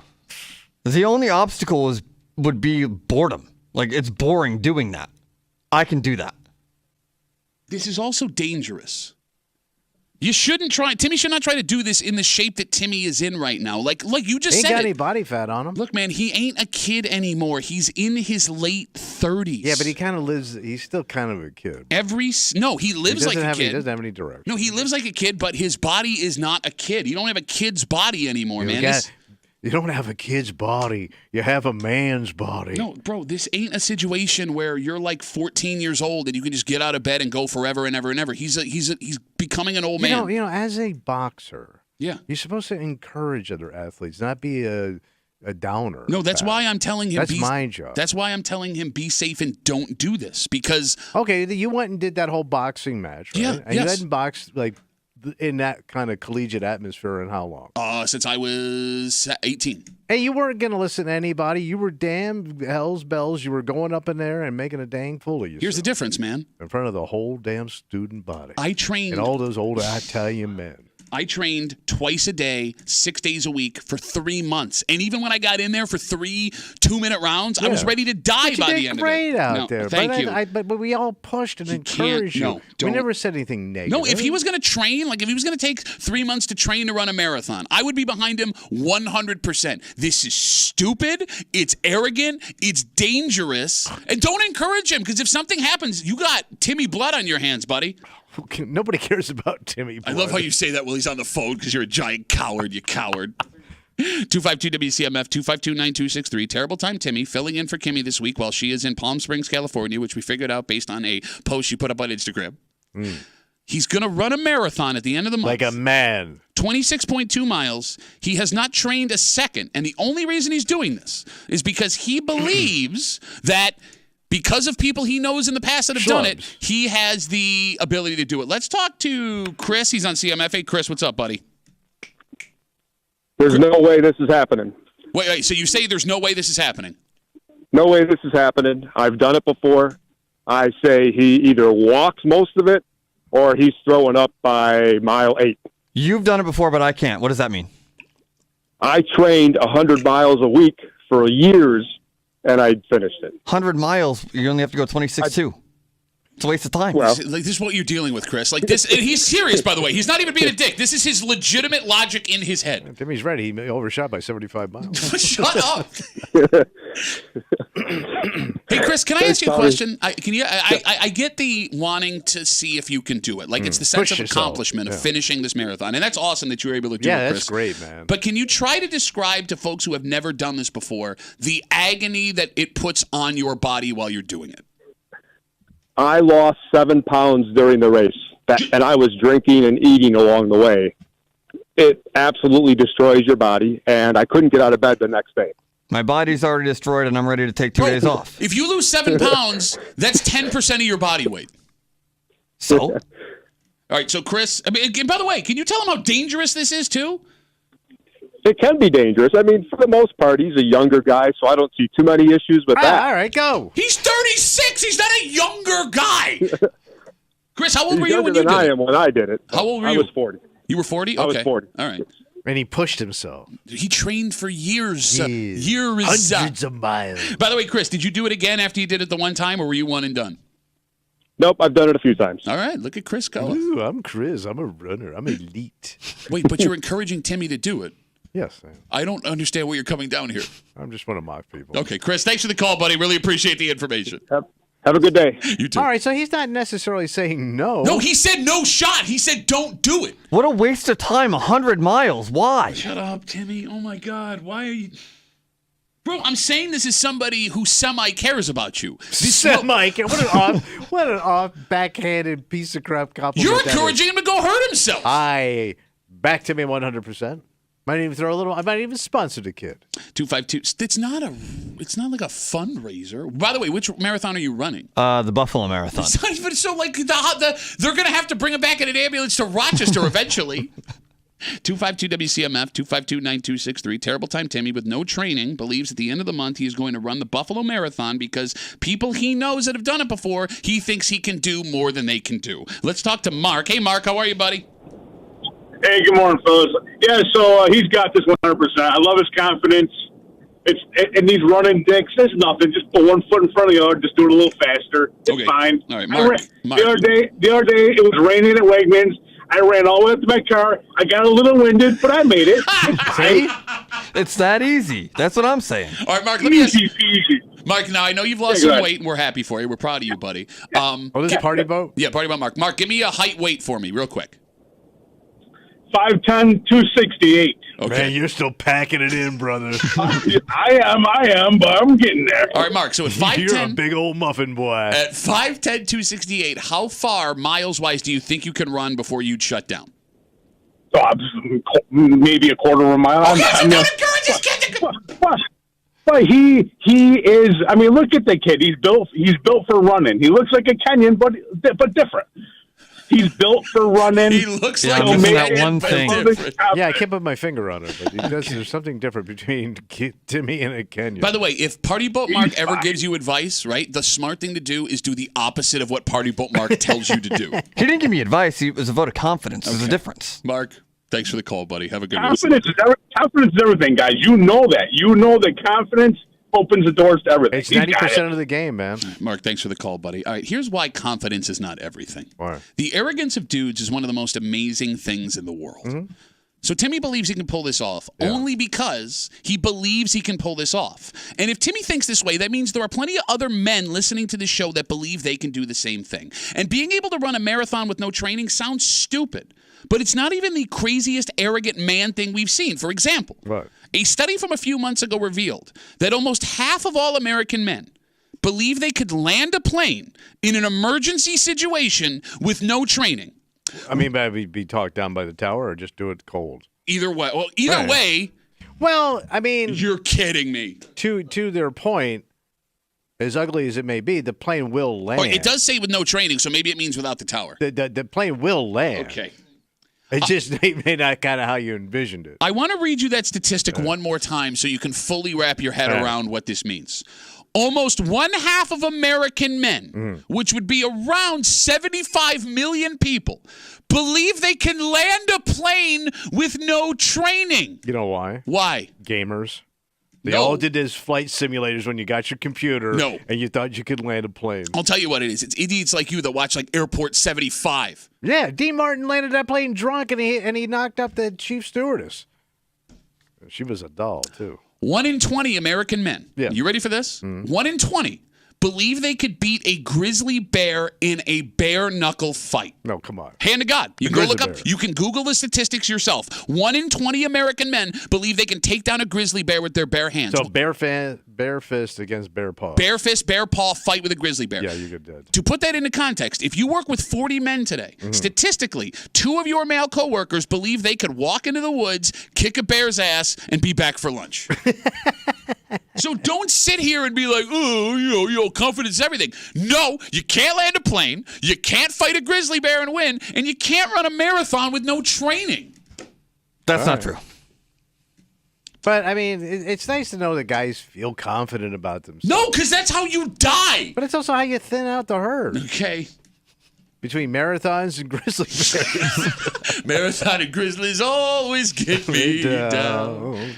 252 WCMF. Timmy filling in for Kimmy this week, and because his name is Terrible Time Timmy for a reason. Yeah. And by the way, he's serious. This is a serious thing that Timmy thinks, because I was arguing with him off the air yesterday. He didn't want to hear it. Did not want to hear it. I thought I could talk sense into the kid. No, you just run. You just keep running. You just run. You walk and you run again. I think. You know what I think? What's that? I think we got to go to Buffalo and support the kid. I will not. I am not supporting this. Oh, really? Yes.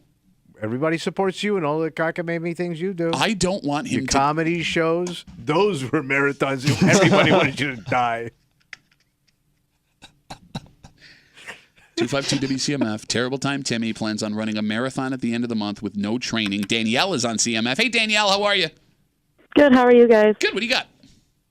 So I've run 2 full marathons, one without training and one with. Okay. And the first one I ran at 19 with no training. My knee has never been the same. Timmy, I don't recommend it. I feel bad for your husband. No, those work just fine for him. It's all right. And a girl, all right. Danielle, but the second one. Doing the Tebow. Second one, trained for probably 6 months, and the biggest piece of advice I can give you is to bring a change of socks with you around mile 13. It makes your feet feel so much better, and test out nutrition before Nutrition. Look at Yeah. the kid. He drinks Mountain Dew and eats frozen burritos every day. I will say, this is something he said. I don't know if you heard this the other day, Danielle. We asked Timmy where he grocery shops, and Timmy says for 10 years he has not bought groceries. He don't go to Wegmans. He goes and eats nothing but fast food and gas station food. Well, my mom usually eats a Snickers bar around mile 13, and she finished with me, so he might be okay. Yeah, no, I've got this in the bag. If Danielle and Mom's got it, I can do it. Okay, you are so effed. You know what? Now I'm going. Now I want to see what happens here. I'm pulling for the kid. Danielle, thanks for the call. I really appreciate it. Bro, 19 years old. She effed up her knee for the rest of her life. Whatever. But she also I ran did it. another marathon after she effed up her knee. Okay. And she can still take care of her man. No, I'll tell you why Timmy... She can bring home the bacon. I'll tell you why Timmy thinks he can do this. Because he plays beer league sports. He's like a beer league softball all-star. Yeah. He's a beer league hockey all-star. I've played hockey with Timmy. I love you. With all due respect. And I'm not putting anything on myself here. We both suck at beer league hockey. We're not athletes. I don't need to be good at marathon. I just need to be able to get to 26.2. No, it's done. You're it's not easy. All right. I don't even know why I'm yelling at you I mean, right it now. doesn't take any skill to just You just gotta walk wake up forward. and move. I mean, yeah, granted, you're not going to set a world record, but to just pace yourself and go, and if you're young and in shape, I can't see why you think you're going to die. Okay. I mean, if you're in the Army, they march you 100 miles. Yeah, I mean, what's that thing? Full backpack. What's that thing they do called? I can't remember. Basic training. Yeah, and that lasts for what? 10 weeks. And all it is basic training. Yeah, Just basic. Basic running and push-ups and sit-ups and pull-ups and all that stuff. So look at me right now. You said if you just walk 26 miles, you'll be fine. I'm You too think old at my age. Could you walk to Batavia right now? No, but when I was 35, My it was balls, easy. bro. Look, I work out on a regular basis. I work out. I don't think I work out. I don't I think have a gym in my man cave, and I can't do even me. Yes. Even elite athlete B. Yes, that's what I'm saying. I could not walk to Batavia today. My body would be You could destroyed. walk to Batavia. No, I couldn't. I'm You could telling walk. you. No, my hips, my knees, my If we feet. had a state of emergency right now, you'd Yeah. evacuate the city. Walk to Batavia? Yeah. Okay, now it's self-preservation. Yeah, I'm going to do it. Walk.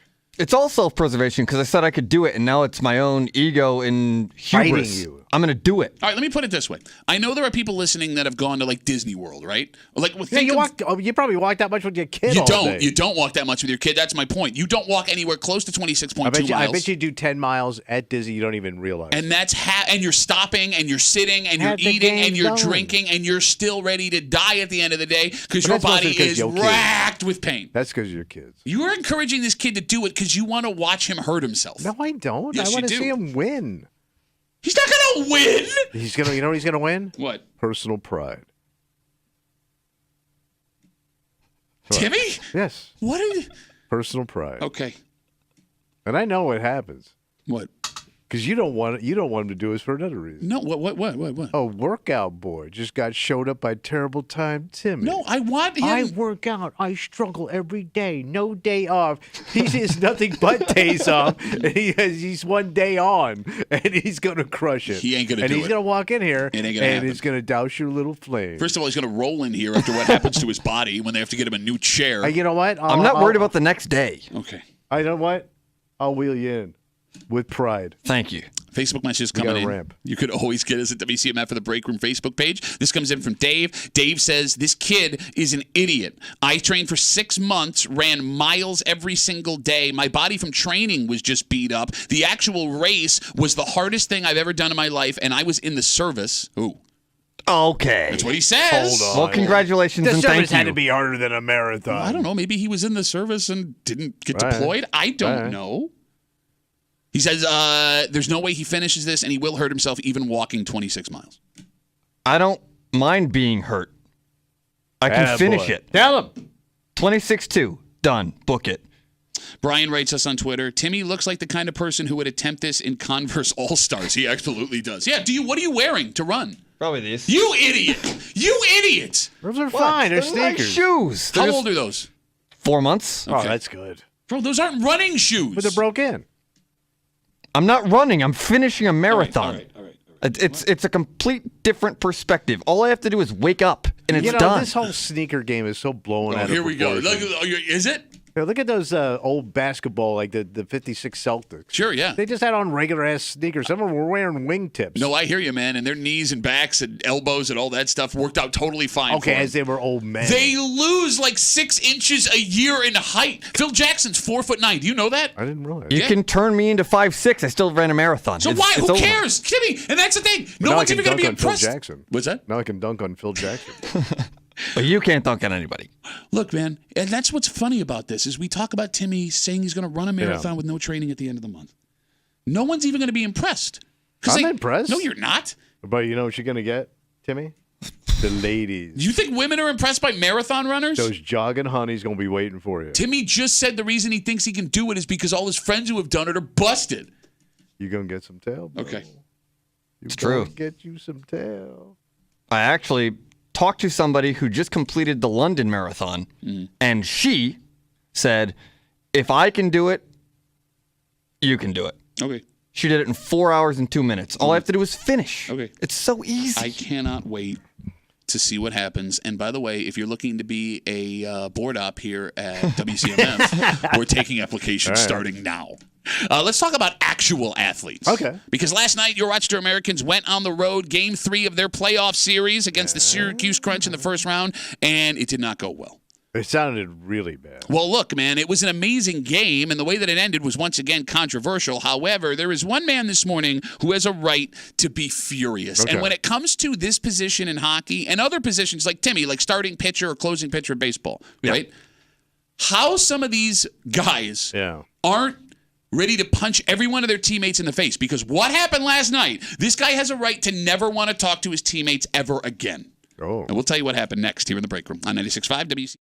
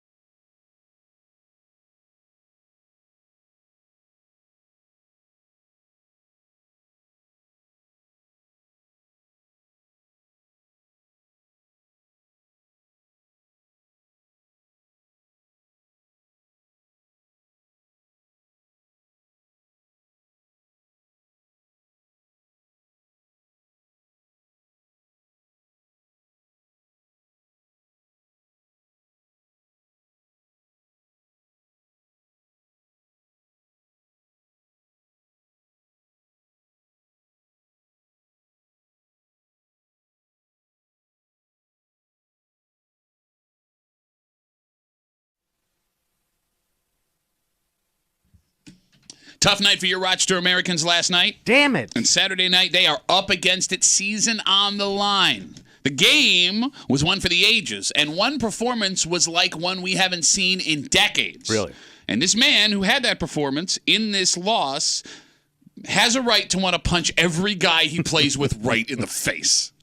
You're hanging out in the break room. Rochester's Classic Rock 96.5. WCMF. Your Rochester Americans, opening round of the AHL playoffs.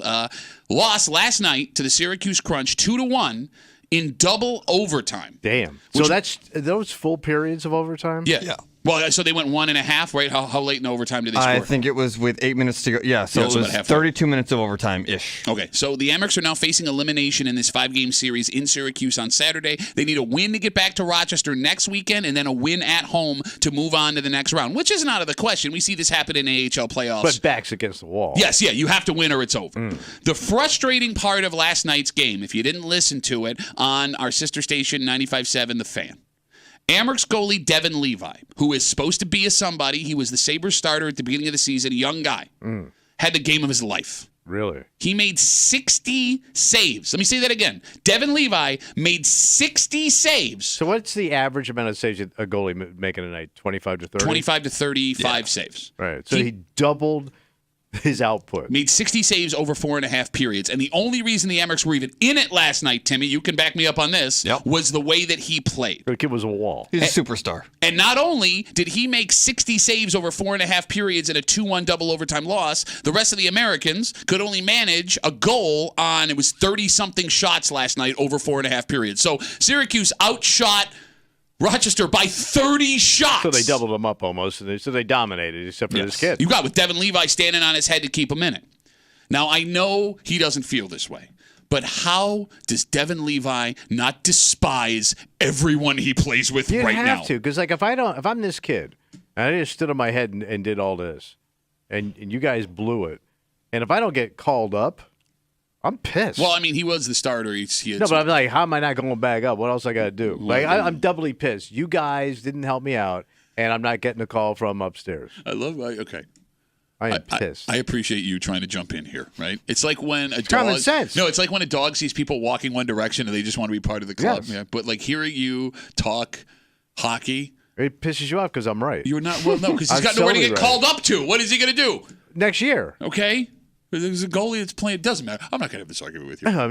I talk to you. And by the way, I don't talk to you, Marathon Timmy over here. Well, no, but guy you were just killing. Am I wrong here, Timmy? Am I wrong with the way Levi should feel with that performance last night? But he does feel this way. I don't know. He just has to say that. Yeah, no, Levi probably does feel that way, and he won't come out and say it to like one of us, but I bet that he did not have a fun bus ride home last night next to whoever he had to sit next to. Do you think he got whoever let him down for 4 freaking hours? I don't know. You're not going to get up and MF people in that room. Like you're gonna be nice about it, but I know, knowing just like his own personality, he's probably not very pleasant to be around right now. He's an entertaining guy. Like you've seen some or heard some quotes that he's had just in the last 2 weeks.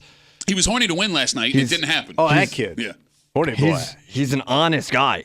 So just don't talk to him. Just let him have the bus ride. And like here, I'm not singling out Devin Levi here. It's all sports where an individual performance can change a game. For example, like a pitcher who gives up 2 hits over eight innings and loses 1-0. Yeah. If I'm that pitcher, I despise everyone else on that team until they go out and win a game for me because I just busted my ass. I am the focal point. The goalie's the focal point. The pitcher's the focal point. Wins and losses, unless you check the box score, fall on those guys. So it's a lot of individuals, right? Like the individual positions. Like if you're a kicker and you get them into overtime in football. Yeah. And then the team blows it on the first play. We've seen that happen before, right? And you're not going to get the credit for making that amazing kick. I got you to overtime. All you guys got to do now, and you blow it. Everyone forgets it. Yeah. And like goalie, pitcher, kicker is a perfect example. Like it's different than something like NFL quarterback or point guard on a basketball team because you need to succeed with somebody else, right? Like, you stand alone. Yeah, Khalil Shakir needs to catch a ball that Josh Allen throws, so there's 2 people involved there, right? Chris Paul doesn't get an assist without somebody else scoring. Goalie alone, pitcher alone, kicker alone. Yeah. I did this for you. 252 WCMF. And just to send home how amazing the performance Amherst goalie Devin Levi had last night in a 60-save, double overtime 2-1 loss to the Crunch. Chris is on CMF. Hey, Chris, how are you, buddy? Good morning, guys. Hey. Yeah, the crazy thing is the first period he had 21 saves, which is almost equivalent to a full game. He had 19 in the first overtime. The only reason the Amherst scored was on a penalty shot. Yeah, that's true. They only scored on a penalty shot. I forgot about that. Oh. Nice shot, though. No, but he made, in 2 periods, he made a game's worth of saves twice. Jesus Christ. Twice! Right. I mean, that was the only reason they were in it. Chris, all right, well, look. So this kid could be out of gas by the next game. Well, he's a baby. No, he's he'll a be little guy. fine. Yeah. Right. Chris, thanks for the call, buddy. Have a good rest of the day. Yeah, he's what? I wouldn't even care. Like, you know what? I'm just They're going to run him stand into here. the ground. They already did run him into the ground. Yeah, but I mean, he's I'd have definitely the going to be the elbow guy. up, smoking. Yeah. Let him in. I don't care. How's it feel? How's it feel? I'll let all 60 in this time. By the way, did you hear what he just said? Kid who just said, I'm going to run a marathon with no training, just said that the elite athlete who is 12 years younger than him is probably gassed after a double overtime game last night. No, I didn't say that. No, you just said he's no, probably... I said they're going to run him into the ground. Okay. And they already have. Okay. But these are elite athletes going against elite athletes. I'm not an elite athlete. I'm walking a marathon and I'm finishing it. We already talked about that. Let's talk about hockey. You know, I'm always curious, like, because these, like, hockey locker rooms, hockey dressing rooms more than anything, they're a sacred space, right? Like, nothing ever gets out of a hockey dressing room, what's said, what's done after a game. Okay. Timmy, you know about this. Correct. I wonder if they, in all sincerity, line up and apologize to Devin Levi after that game. Like they all have to line up like when they shake hands at the end of the game, but now it's the apology line. No, seriously, because, like, look, I mean, Timmy, you know, we play beer league, right? Yeah. If you play beer league and your goalie has a great game and that goalie loses, everybody in that room, while they're undressing, is just saying, I'm sorry, over and over and over again. There isn't like one dick that blames it on somebody else. Like, hey, man, I'm sorry what happened, but, you know, Pierre was really drunk. Call that a line? Come on. Wait, what does that mean? I don't know. Why would Pierre be in charge? Pierre's a coach. He's in charge of the Lions. I don't know. His line blows, man. Yeah, so you call Isn't he that like a line? line captain or something? Yeah, no. Pierre was just I named. am a captain for the French Connection line. I don't know how it works. There wasn't a Pierre on the French Connection. There wasn't? How do you have a French Connection without a Pierre? Because they're French and they weren't named Pierre. Man, this sport is so ass backwards. The hell are you man. talking about? Wait. All your names suck. To have they don't even line up correctly with your goddamn nicknames. What do you mean? Gilbert, Rene, those are French names, man. But you ain't got the other one? Pierre Turgeon came later. He wasn't in the French Connection. Ah, damn, he was late. He missed the bus. Yeah, well, he would just name his line captain. He got all excited and he missed it. Idiot. That was French for yes. Thank you, Timmy. Saturday. Amherst's back's against the wall in Syracuse. You got to figure they're not going to pull this. No, I think that they have the ability to pull this off based on what happened. I think that when Levi has a game like that. Are they going to come out and kick ass? Well, look, you can't, Timmy. They don't have a choice now. Yes, exactly. Timmy, you can back me up. Despite the fact that their back's against the wall. And again, AHL hockey playoffs are strange because you see teams do stuff like this all the time. All the time. Because they won game 1 in Rochester. Right. So Pierre's got to redeem himself. I'm going to talk to Timmy now. Yeah. Oh, excuse me. Despite the fact that your back is against the wall, after the performance Levi gave you in a loss, you have no choice but to come out hair on fire screaming on Saturday to make it up to him. Yeah, they might not win the series. They could lose. There's no way that they lose on Saturday, tomorrow. So if you're betting, this would be the team to bet on. Yeah, but I don't. I mean, the game. This would be a game to bet I don't on. think you can bet AHL playoff hockey. I mean, not sanctioned. No, I'm sure there's a way, but not. I mean, there's guys that will take your action. Yeah. Town, right? What bookie is so busted that he's taking AHL playoff bets? Because there are busted bookies out there just trying to, get right. Oh yeah, busted bookie. He was buddies with Pierre. After he bet that he wasn't going to be named line captain, and he lost all that money. Damn it! Because now he's the line captain of his line. You idiot. Let's take a break. Another day. Another official in trouble. Local? Now, here's the thing, man. This story is local, but it's 4 years old. Today, or this week, we found out what this man's punishment was going to be. And it goes back to the stories we normally see. A state Supreme Court judge who did something he should not have done. Wasn't it a judge? Yes. But here's the thing. Yeah. Even though there's video of this, and the accusations, I say that with video, are wildly inappropriate, he's keeping his job. Really? But they're doing something to him, Tommy. Something very bad. Going to be chastised? Yeah, maybe. Yeah. We'll tell you the story next here at the Break Room on 96.5 WCMF.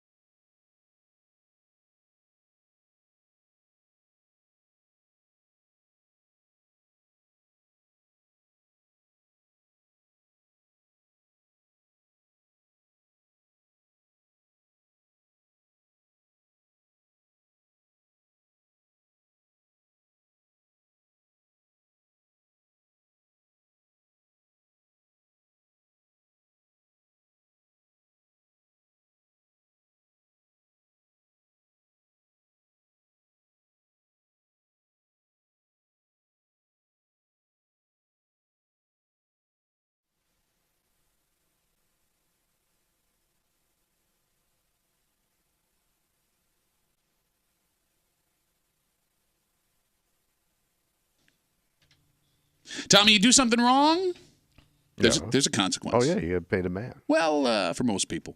Because over and over again, we've seen these types of elected and appointed folks do some crazy-ass stuff, and nothing happens to them. Are they the goalies of politicians? Oh, good call. Well, no, because you can rely on goalies. Oh, true. They stop things. And if the cops in the front yard, while you're shirtless and throwing your hands around, doesn't get you removed from this position, I think it's fair to ask, what the hell will? It's a lie. You have it forever, right? You're hanging out in the break room. That's just Classic Rock 96.5 WCMF. We'll jump right into it.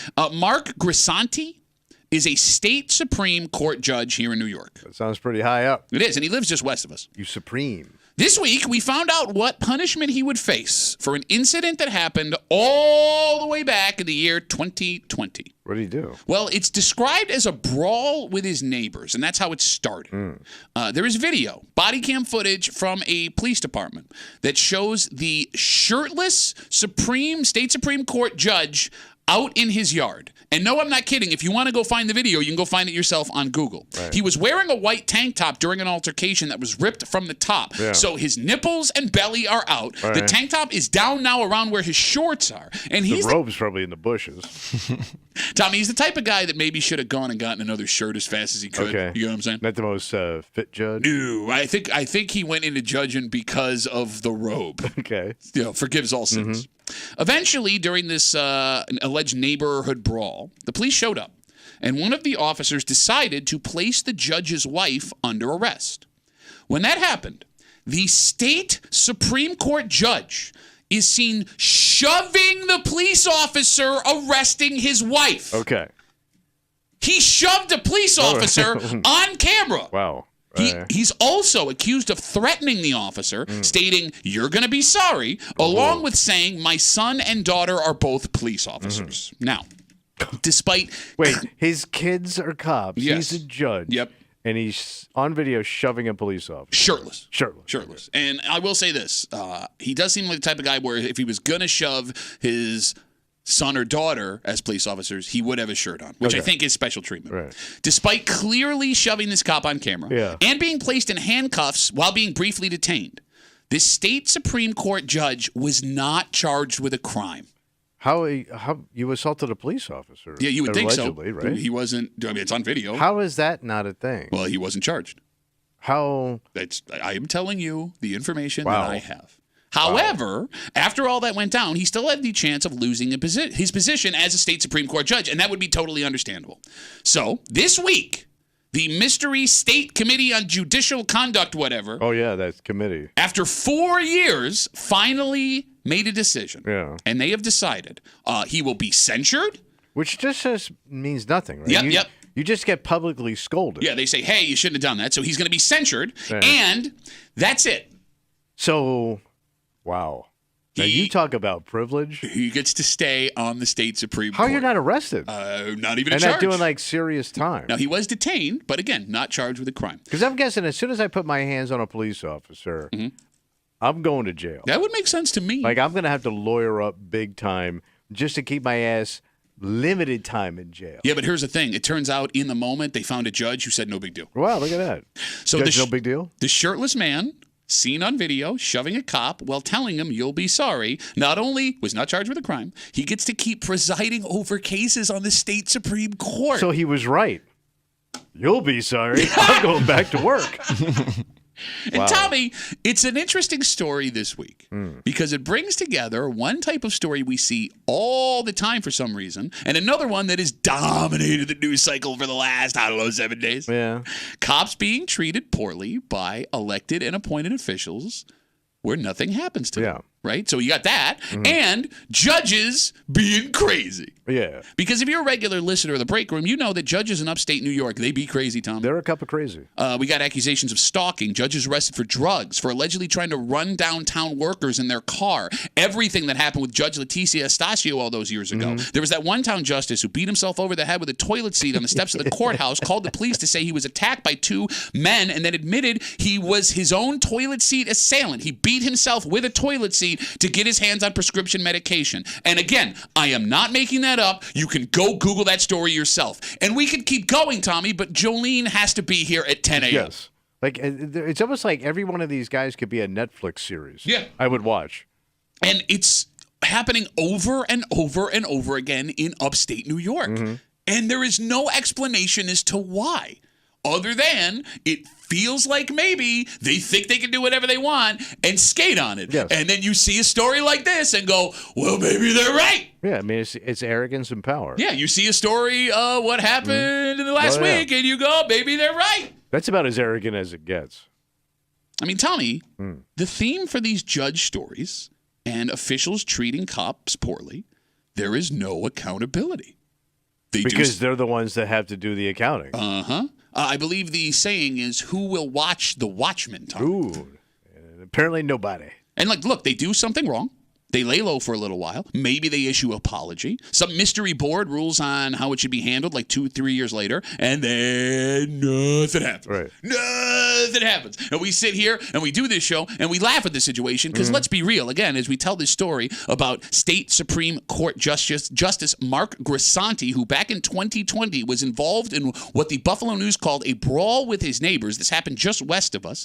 After the brawl apparently went down, he is shirtless, his tank top was ripped, it was down around his shorts. His wife was placed under arrest by a responding police officer. When that happened, the judge is seen on body cam shoving the police officer who put his wife under arrest. He's also accused of threatening the officer, saying, "You're going to be sorry," along with, "My son and daughter are both police officers," despite shoving the cop on camera and being placed in handcuffs and briefly detained. In the moment, he was not charged with a crime, and 4 years later, the mystery judges panel on simply censured him, and he gets to keep his job. So nothing. Nothing will happen to this man. Was he working throughout those 4 years? I would assume yes, but I can't be sure. And was the woman ever charged with a crime? Because maybe they just called it a day. That I don't know. That was not in the story, and that's a great question. That is a very good question that I do not have an answer to. So, we're coming into summertime. Judge season, you mean? Oh, yeah. Well, it's crazy season. Yes. Like, as soon as it heats up, Western New York turns into North Florida with all the craziness. Yeah, that's fair. And the weather gets nice. Yeah. Outside crazy's just showing up. You're right. Just unpacking your outside crazy. I'm sure Canandaigua, Penn Yan, and Batavia are just setting up. I imagine it's like, that scene of the Warriors where all the gangs are getting ready to go to that meeting. Yeah, warming up. Yeah, just all the crazies putting on their paint and taking their shirts off and putting in a nipple ring. Mm-hmm. You know what I mean? Everybody's getting revved up for a good season. I mean, I just feel bad for cops that have to deal with this, man, because this is the one thing you shouldn't have to deal with, right?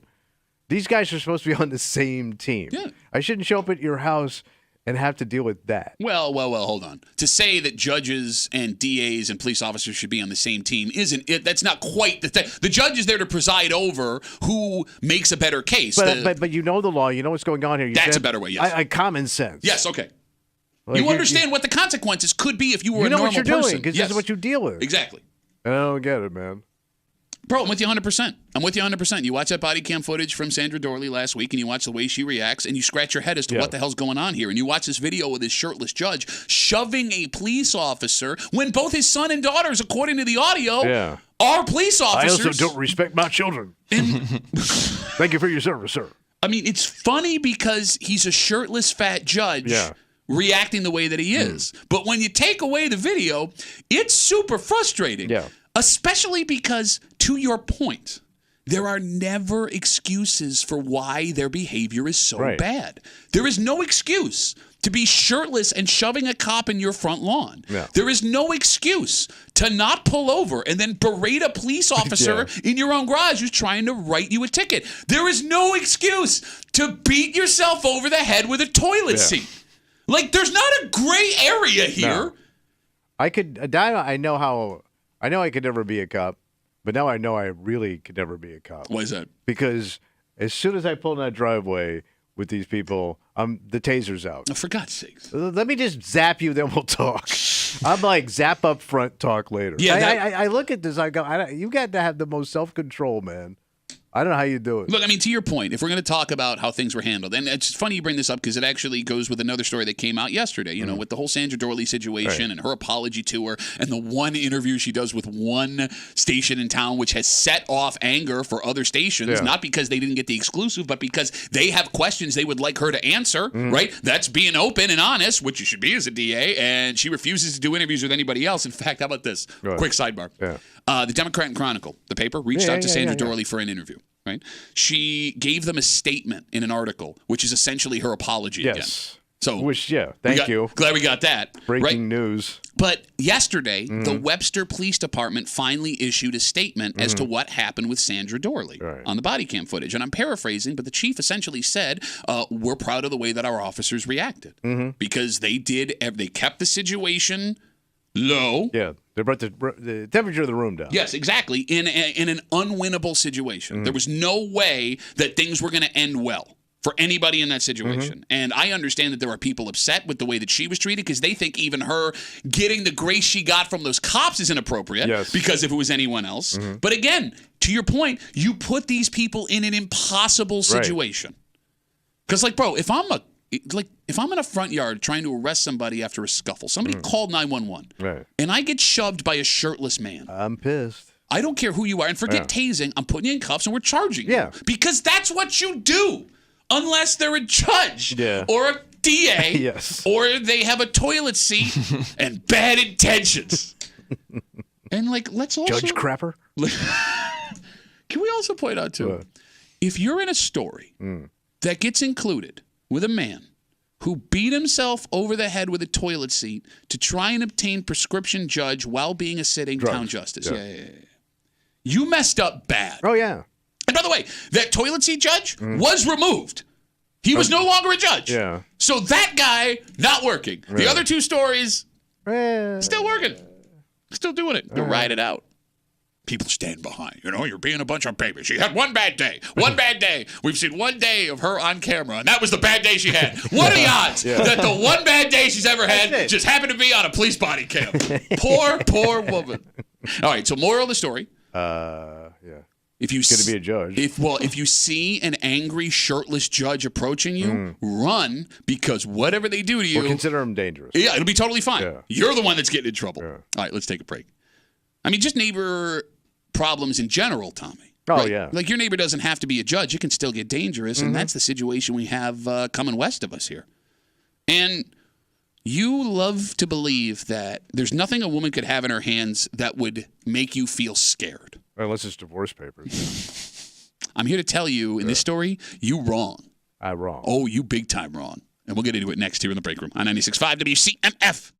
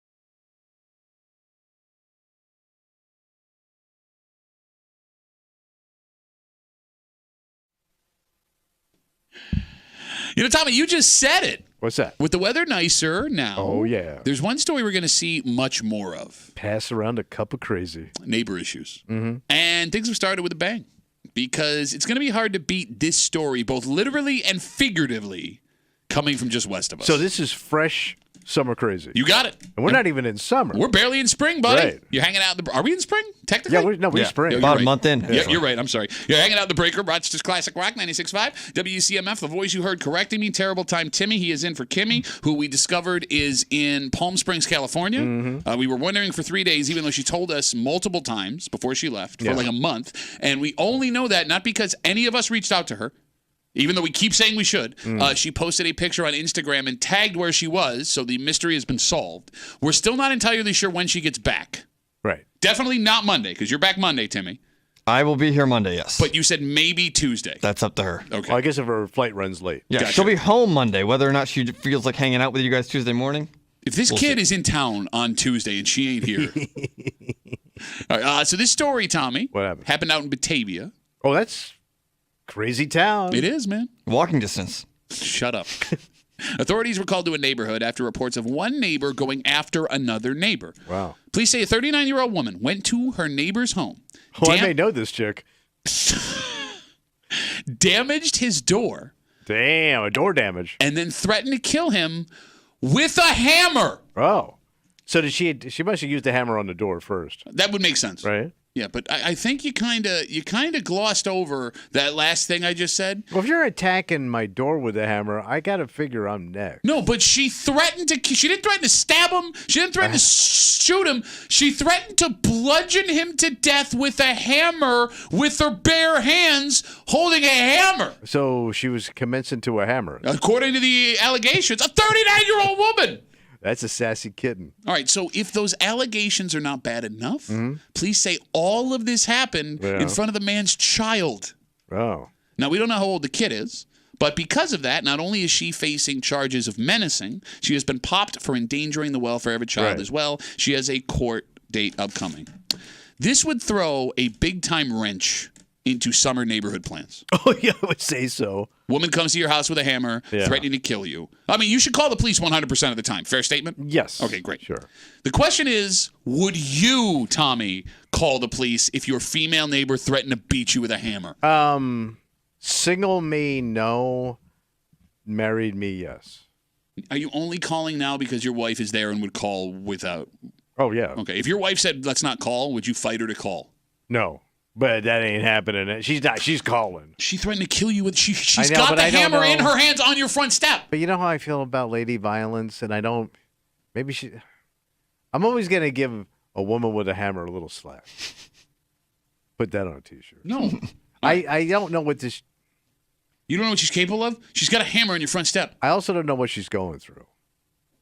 To your door with the hammer. Well, after that in my skull. Okay. I mean, if I'm not beat up and she threatened me, I probably am not going to do anything. All right, the phone number is 252-WCMF, 252-9263. Terrible time, Timmy. Woman, your neighbor, female, 39 years old, threatens to kill you with a hammer on your front step. Are you calling the cops? Threaten, no. Attempt, yes. How are you guys so stupid? I don't understand this idea that because it's a woman, nothing bad's going to happen. I don't care if it's a woman or not. Threaten me, whatever. Like, Wait, a dude do with it. a hammer? Do You're it, coward. No, do it a hammer. Try I'll call it. Try it, and then I'm like, oh, yeah, maybe I should probably call somebody because I can't do anything about it. Threatening, empty-handed, even though there's something in her hand. Yeah, she's got a hammer. Yeah, no, I got it. Dude, you said you're calling. Yeah. What's the difference? He can kill me. Bro. And I don't, and dude's going to jail, big deal. Chick going to jail, I mean, she may have a kid. She's got a hammer. No, but she may also have a kid. Okay, maybe that woman threatened. Maybe she's off her meds. Okay. Maybe she's on her meds, too much meds, illegal meds. You always go to meds, man.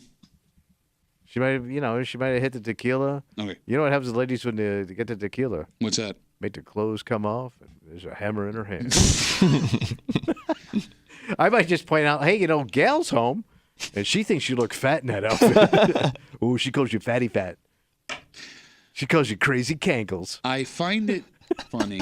Especially from a guy like you. Like, I mean, most men have the take. A lot of men have the take that guy with a hammer in this example would be dangerous, woman with a hammer, But like you having that take, Tommy, is the funniest of anyone having that take because, and I'm not trying to be a dick. But here it No, you're my boy. The dick train. You're my boy. Get on the dick train. Dick train. The fact is, the stop is on Tommy. The fact is, you are smaller than the average American woman.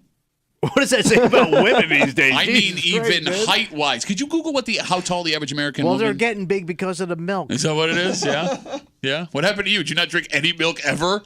Ever? Do it. I dare you. I got a hammer in my car. Come on. Say it. I already did it. I already did your mama joke. I'm not going to say I suckled at your mama. 5'4", 171. Okay, bro, you are lighter than and the same height as the average American woman. Her with a hammer and you with a hammer is a fair fight. So for you to sit here, man, I'm too tough to catch a lady with a hammer. The last thing I need to have the neighbors see is me rolling around in the front yard with some lady and a hammer. Which is why... And my shacket getting stained up. Which is why you called the cops. But I don't want the cops to have to deal with it. Maybe she just goes back home and she chill. Yeah. Does calling the police change anything, though? If it's happening, it's happening. You're done. Okay. No, but it's what Tommy just said. She just goes back to her house, and then chill. and then it never happens again. We had that one hammer and incident, and it's over forever and ever and ever and ever. But I'm a note hider. I'm a coward. I also don't want to have to deal. Then here come the cops, and then we're gonna have to have paperwork. I'm probably gonna have to go to court and say yes, she did this. I think all of those things are appropriate, but I don't want to do none of them. Okay, so you'd rather die by hammer. Yes. Which sounds like a terrible way to get beaten. Like, there's no fun way to get beaten, but the least fun way might be with an effing hammer. As you know, I have been assaulted a few times by women. Yes. You get through it. Bro, do you understand with your forehead? Like, if you got hit with a hammer, you'd pop open like a piñata. 252-WCMF, 252-9263. We're talking about this 39-year-old woman in Batavia. She reports of a neighbor going after another neighbor. This 39-year-old woman showed up at her neighbor's door, damaged his door, and then threatened to kill him with a hammer. This also happened in front of the man's child, according to police. She has been arrested, popped for endangering the welfare of a child, along with charges of menacing. Both Terrible Time Timmy and Tommy say a woman threatening to kill them with a hammer would not necessitate a 911 call. There is something about these stories that people tend to forget. What's that? So if this woman was in a fast food parking lot and threatened this guy with a hammer, you're never going to see that woman again. When a neighbor threatens you. Oh, yeah, you got to live with them. Yes, or there's a fight or they get arrested. Right. They eventually come home to the house next to yours, and you still have to deal with that person. Now, ideally, that visit from the cops has either cooled them out or scared them. But if you reach for a hammer to settle a neighbor issue, that's not a guarantee. Right, but she's going to remember how you handled the situation when she chilled out. Mm-hmm. You think that you're going to get points for not calling the cops on a woman that thought threatening to kill you with a hammer was a reasonable response? My way, maybe, maybe not. Your way, she definitely going to remember how you treated her. Oh, I disagree. If you treated her poorly. I disagree. Based Strongly. on what? If there are no consequences, maybe this woman doesn't see a need to change how she reacts to you. But how about I threw you a neighbor bone here? Now we cool. Oh, you're going to say that as the hammer's coming down upon your giant Neighbor melon bone? forehead? I threw you a neighbor bone. Bro, when these stories... And I also want to conduct myself correctly in front of my child. You don't want to overreact in front of your kid. How you treat a situation. You think that showing your child not to call the cops when a woman threatens to kill you with a hammer is the appropriate way you should show your child to react? As a Christian, you're an agnostic. I show mercy. Yep. Right? That's not that. I don't think you understand what mercy means. Mercy means you cool. You're not the one who's there to determine what mercy is. You're I thought no.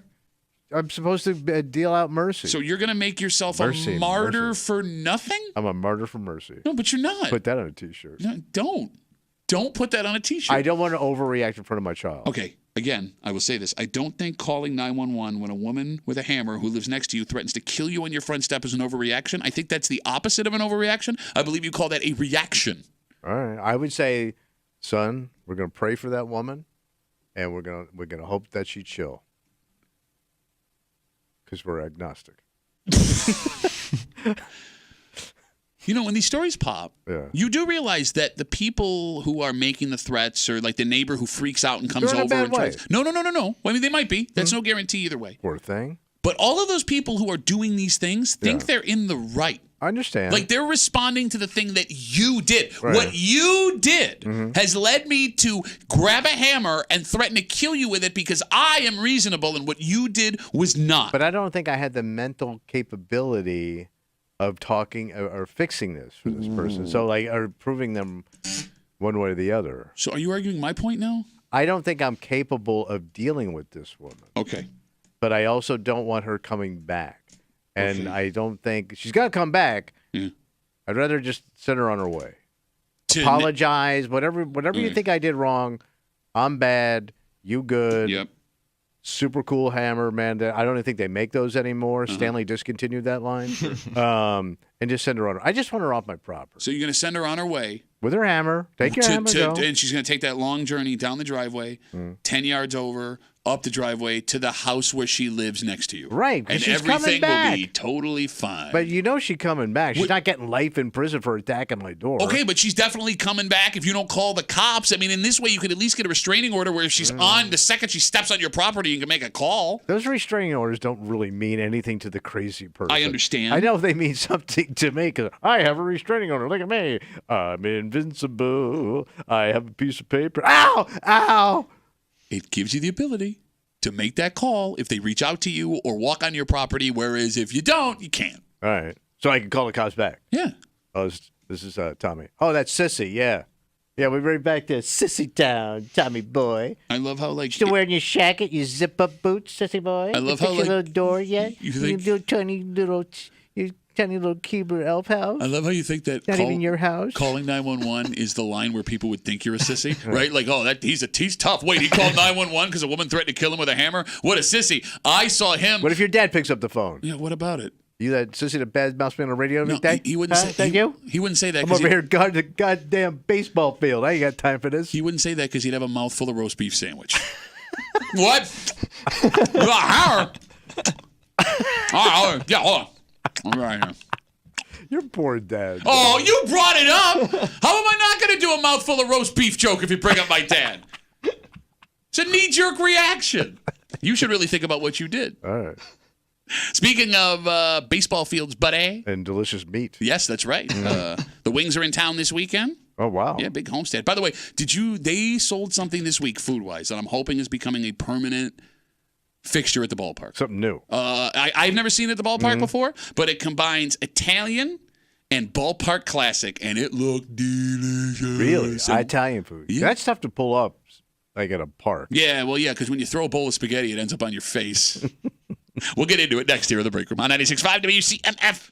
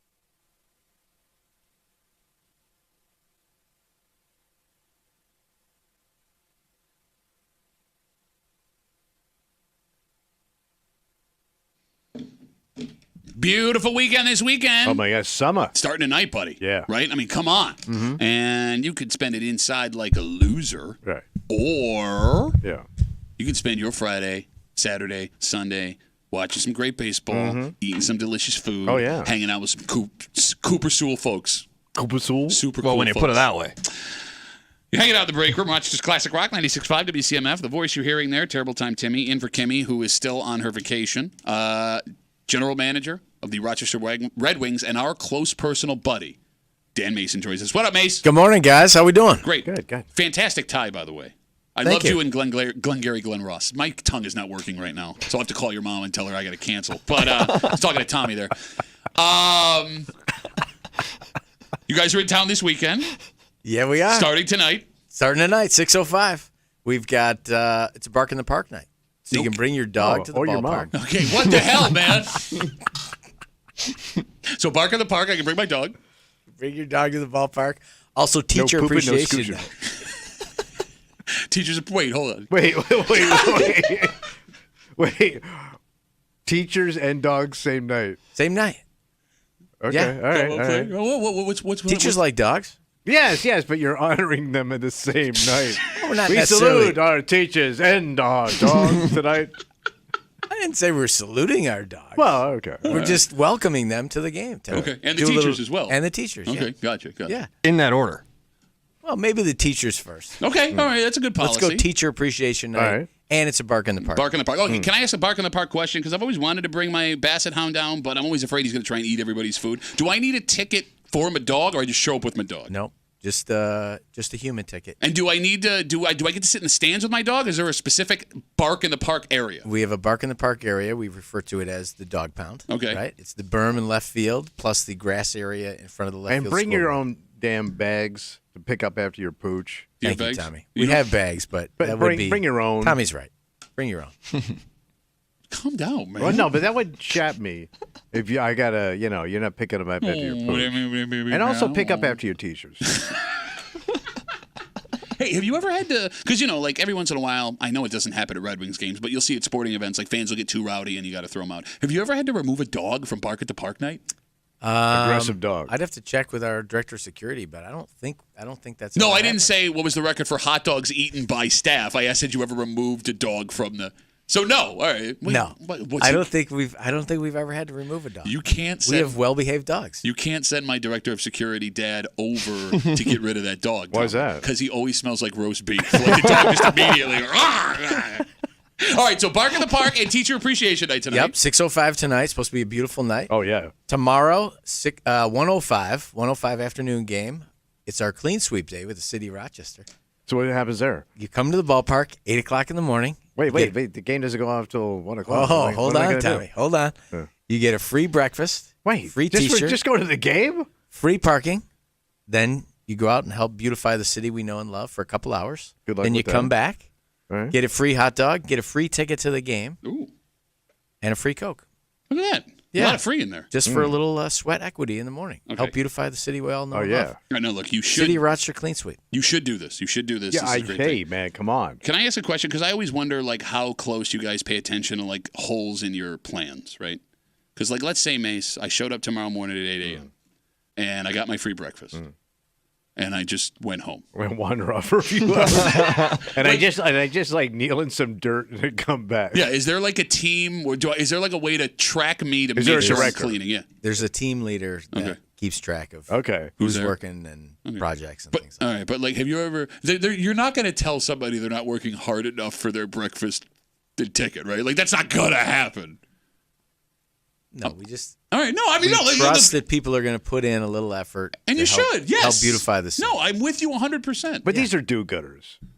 Or guys who want free breakfast, lunch, a ticket to the game with Coke, and they're just going, yeah, no, But they're that's good. your dad. Leave. All right, so clean sweep tomorrow. Clean sweep tomorrow, 1:05, and then Sunday, Cinco de Mayo. Oh, Aye, aye, aye. boy. So the players will be wearing their Cocos Locos de Rochester jerseys. Love we'll it. have taco specials, margarita specials, and kids can run the bases with Spikes and Mitzi. And we're And? doing a very special brunch tomorrow. Brunch at the ballpark. You mean Sunday? Sunday. Yeah.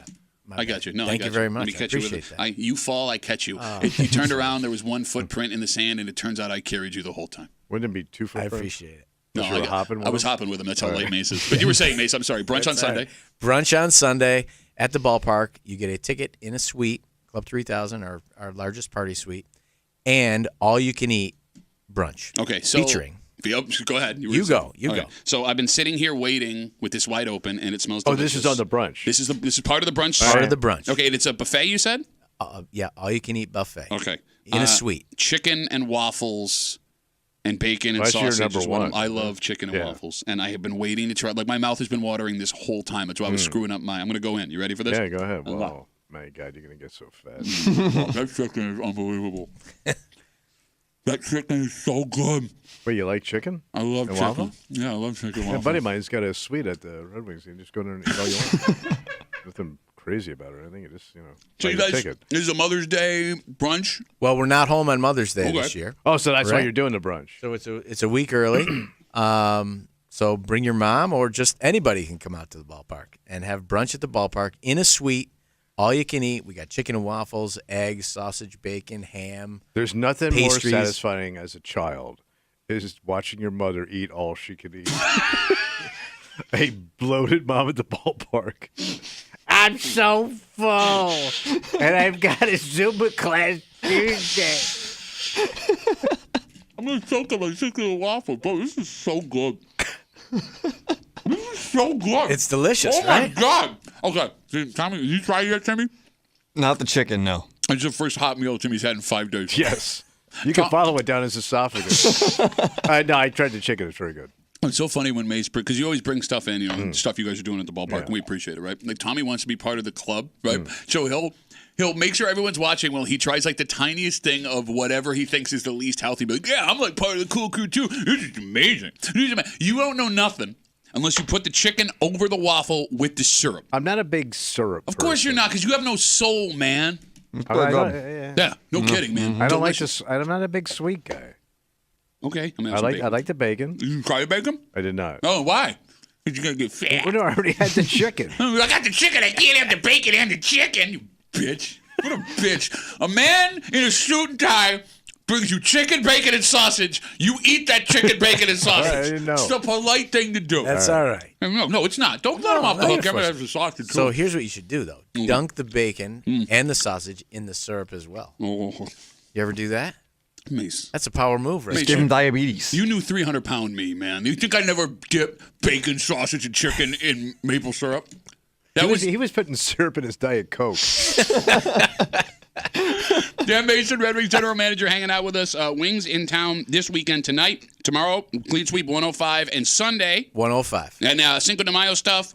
The brunch suite, ideally for moms, but for anybody. You got the chicken and waffles. I do have to talk to you about another food item I saw advertised. You guys did this week. What I got? Did I see a pizza dog, bro? Yeah. So what What'd is you a think? pizza dog? A what? It's a Zweigle's Red Hot, pop open Red Hot. So right there, you had me right there. Yeah, I'm in. Then you wrap it in cheese, pepperoni, and pizza dough. It's a pizza dog. And you dip it in and then spread you sauce. dip it in. So is this sitting on a bun too?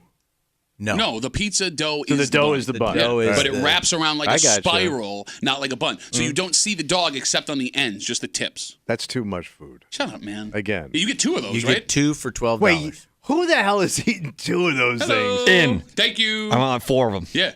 That We- sounds amazing. We posted it on social that day, Mhm. and we had a 6:05 game, right? Yeah. And we were sold out by 5:10. Wait, an hour before the game started. So they were just coming for this hot dog? Yeah, that's how good it. You didn't see the picture, man. And like again, I can't talk to you about. I this don't stuff. I'm not a big fusion guy. It's not fusion. It's pizza dog. It's an Italian hot dog. Yeah, bro. This isn't like mind blowing technology. This has existed for a long time. It's the cheese and Well, the this dough. is your generation to Shut up, decide. man. Back in my day, you were lucky to get a hot dog or have a slice of pizza. That was gourmet food for my people coming up. Sure, yeah, your people. But y'all are so You're talking spoiled about, now. You're talking about rich South Florida kids. Yeah, you're all piling everything on everything. So is this going to be a regular thing, or is this? Of course it is. I'm asking Mace. He you was idiot. sold out. He's a businessman. Look at his suit. It'll be a special that we run. We can't really do it every day because takes quite a bit of time. I to see. make I those. see. But it's hard to we will find be old doing it. Italian hand rollers. Well, no, I mean, they could call your mom. She's used to handling all kinds of red hots. Bear red hots. Wings home tonight at 6:05. Yeah, usually Saturday I'm the and Sunday at 1:05. By the way, we're 2 weeks away this weekend. No, excuse me. 2 weeks away this weekend from a big event over What's there at that? Innovative Field. Well, What is it? to raise money for the Golisano Children's Hospital Mm-hmm. celebrity softball game, bud. Oh, May 11th. I believe it's a 5 o'clock first pitch. And, man, what busted ass. No, they got some big celebrities stars. They got some big stars. got. They got some big stars coming out. Bills wide receiver Khalil Shakir is going to be there. Tyler Bass, kicker's going to be there. Whole bunch of Rochester beloveds. Brian Giannotti, our boy, is going to be playing in it. I'm guessing it's going to start going downhill. Well, no, but I didn't even tell you who the biggest celebrity Local is. schlubs. I didn't even tell you the biggest celebrity yet. Who's the schlubs? All right, you can hear him every day Yeah. on 96.5 WCMF. Pat Duffy's going to be there. Oh. Yeah. All right. Bruh. Is Kimmy playing? No, Kimmy was not invited. She wasn't invited? Well, they want the best of the best athletes. Oh, there you go. If anybody drops out, you want the best of the best. I can be. Yeah, no, Timmy. Everyone's been calling asking, when's Timmy going to be in the celebrity softball game? Yeah, first I think you have to actually be a celebrity. Even I have that busted one. Yeah, so that's 5 o'clock, May 11th at Innovative Field. Yeah. To raise money for the Golisano Children's Hospital. It's going to be a lot of fun. It's always fun watching people twist their ankles and blow their backs out for a good cause. Well, your mom's never mind. Back blowed out, bruh. All right, You look good in your uni yesterday. I had a full Red Wings uniform on. That yesterday. was the saddest looking uniform. What? He looked like he was playing in a girls' softball league. What, That softball? gained some weight, man. What are you talking You about? don't even have hips anymore. Says man. Slender boy. I had one bite of the chicken, but I don't want to mix it with the waffle. You look like those old-timey baseball guys that didn't eat. I like bacon, but I won't eat the bacon because I already had a piece of the chicken. All right, so tonight, 6:05, Bark in the Park, Teacher Appreciation Day. Tomorrow, clean sweep with the City of Rochester, 105. Get your free breakfast, free T-shirt, free parking, free lunch, and free ticket to the game. Okay. And then Sunday, 105, Cinco de Mayo, and brunch at the ballpark featuring chicken and waffles. bro, think about this. Like if you buy the sweet ticket, because you can go in and out of the suite, right? Yeah. Like you get all you can eat breakfast food with the chicken and waffles and the bacon and sausage. Keep talking, mash. Wheeze. I almost choked. You can do tacos and That's chicken too and waffles. much. No, goddamn. shut up. You don't know should not nothing. eat tacos and fried chicken in the same week. You can cut up the chicken and waffles and make a chicken and waffle taco, bro. Oh, wow. Put that on top of a pizza hot dog. You're done. Literally, you're done. Mace, always a pleasure. Yeah. Maybe we'll think about doing that. Make it. I'll be the first one to try it. Yeah. You should name it after Tommy so he can finally get a piece of food that isn't. What did you name after him? That salad? Was it a fennel plate that you guys did at Innovative Field a couple of years ago? We're not making that up. That really happened. All right, we'll take a break. Mace, always a pleasure, buddy. Yeah. Thank you, guys. No, thank you. Tommy, I really have Keep chicken. choking down your sausage. This is a new thing. A new thing, Okay. according to guys your age in the American workplace. They're seeing it in millennials and Gen Z. Right. And I want to keep saying over and over again, this is a new thing that this younger generation is doing because guys like you and women like you of your age never did this new thing that younger people are starting to do in office and workplace jobs. Oh. Brand new. Okay. Never seen it before. We'll tell you what's all new next here at The Break Room on 96.5 WCMF.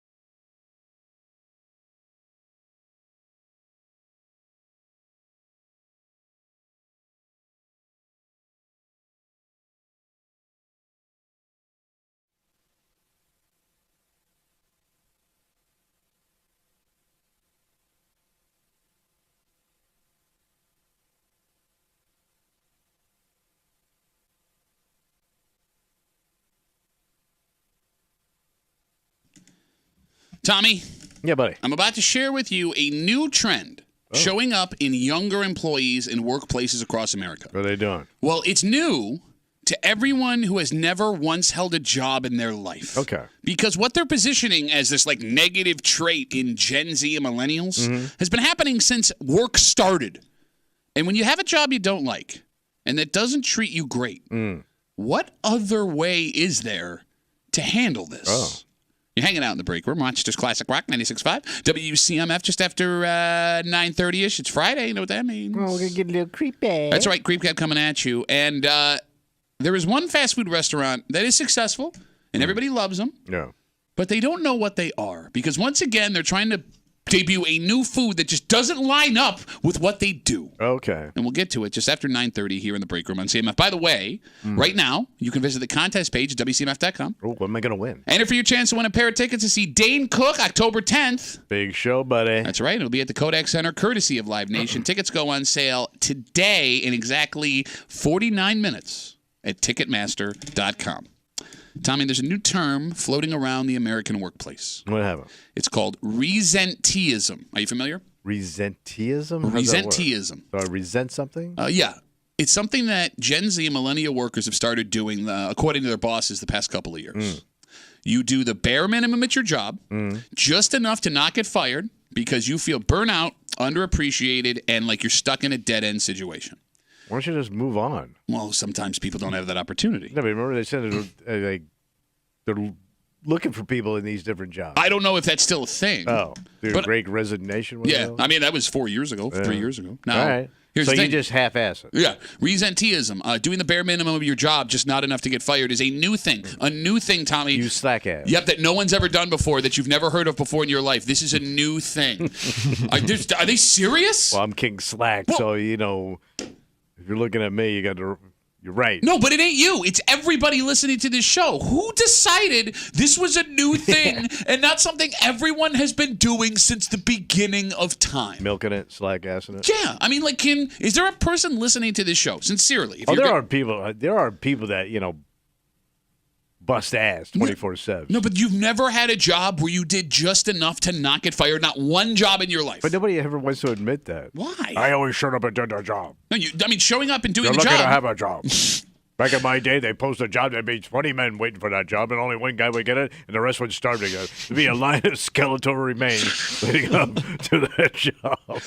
No, but showing up and doing the job is this. Yeah. Right? You're not doing the job. If you show up, you're not going above and beyond. Yeah, exactly. You're doing just enough to not get fired because you feel burnout, underappreciated, and like you're stuck in a dead-end spot.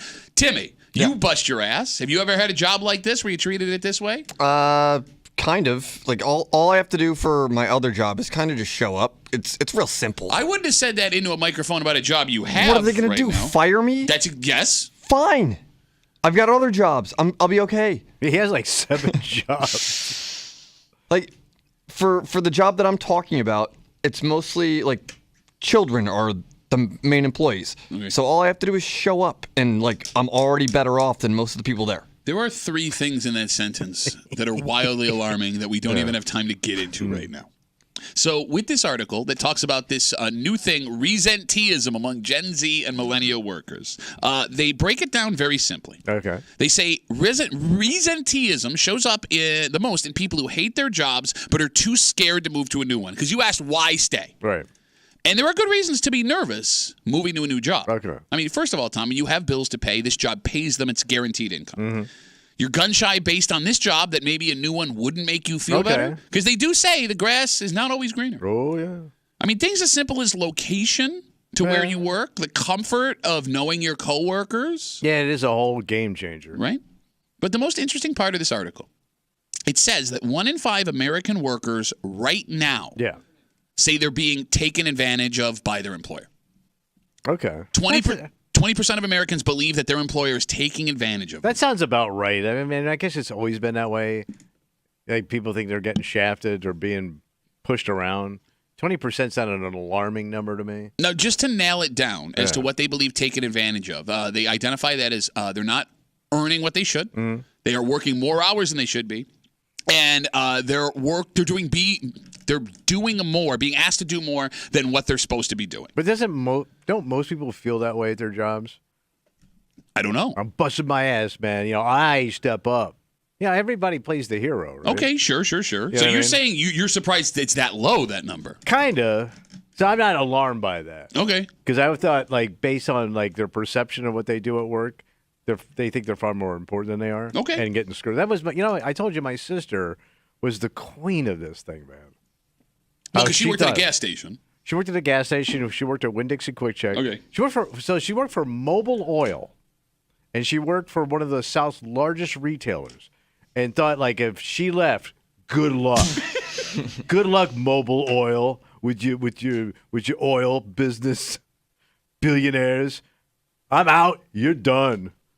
252 WCMF 252-9263. We're talking about resenteeism. It's this new thing amongst Gen Z and millennial workers doing just enough to not get fired because you are burnt out and feel like you're not appreciated. Nathan's on CMF. Hey, Nate, what's up, buddy? Hey, long-time listener of the show. I just wanted to come in and say that, honestly, this isn't new from what I've seen. It's just the older generations making, trying to pick on the younger generations. I saw it when I was young. I saw it. I remember when I was a kid, it was all the rage to make fun of the millennials, and before that, it was Gen X. I saw a compilation of magazine covers making fun all the way back to the boomers, saying that they're entitled and stuff. And you're right. And the funniest thing is these boomers that call these kids entitled. You're right. You go look at the Saturday Evening Post from the 1960s and 70s. Look at this kid. They don't work hard right. And I even saw a video, a compilation of newspaper clippings going back from the 1900s, the 1800s, all the way back to ancient Greece, of the older generation basically saying, kids these days, they never will work, they're all lazy, they're all entitled. It's just going to keep going, and soon it's going to be with Gen Alpha and Gen whatever comes next. Gen Aniston. It's just going to keep... Yeah, it's going to just keep happening. So I'm not surprised that they're fine. Nathan, what do you do for... first of all, how old are you, buddy? How old are you? Oh, I'm 22. I'm right in the middle of... Wait, you're 22? You got old man voice, bro. I thought this guy was 45. What do you do for a living? I do factory work. He gets kicked in the throat for money. So you work in a factory? Yeah, been working there since high school. Okay, and would you say that resenteeism describes how you go to work every day, or no? No, I try my best. I definitely know that there are some coworkers who are like that. But honestly, I don't think it's fair considering the company I work at is really chill. All right, well, Nathan, thanks for the call, buddy. I really appreciate it. Hey, go work on making your voice not sound like you're my dad. All right. See you guys. Could you imagine, 22-year-old kids? Yeah. It's all about the phones and the text messages Yeah. and the TikToks, right? Hey, what are you wearing? I'd like to meet you out tonight. So, as we go back to this idea, because, Tommy, you make a valid point, right? If you feel you're being taken advantage of and you're not being paid enough, why don't you just leave? Right, because there's jobs all over the place. Everybody needs people. So you're saying it's better to take a leap and try something new than ride it out and half-ass what you're doing? Yes.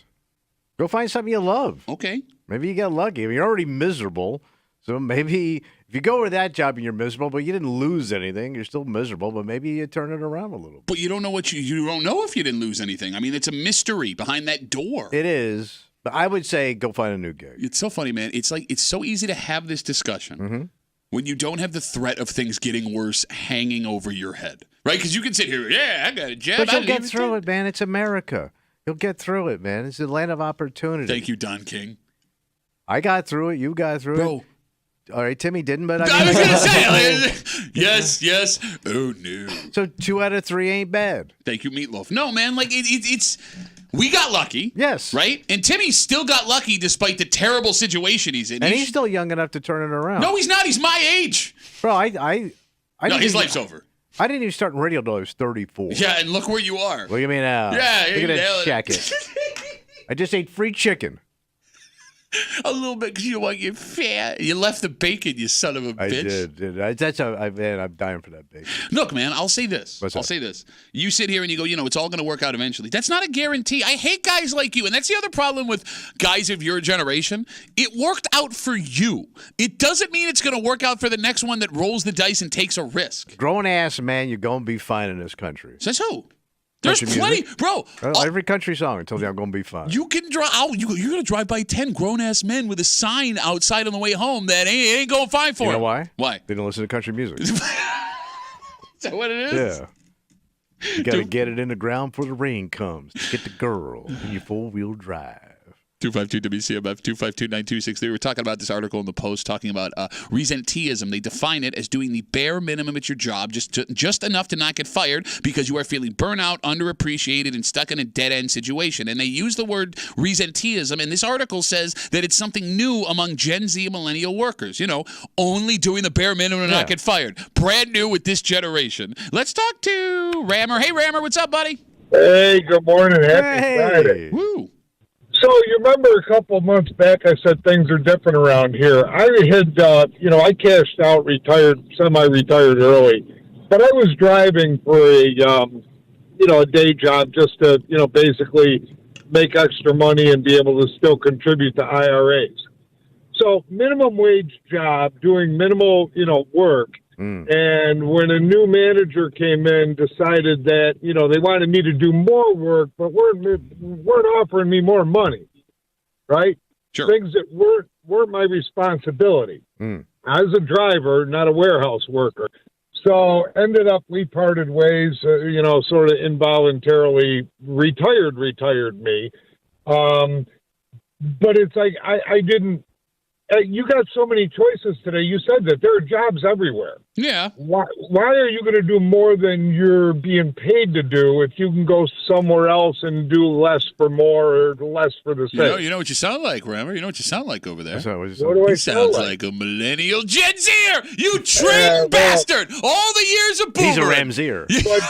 But going back to what your previous caller said, this is nothing new because I'm a boomer.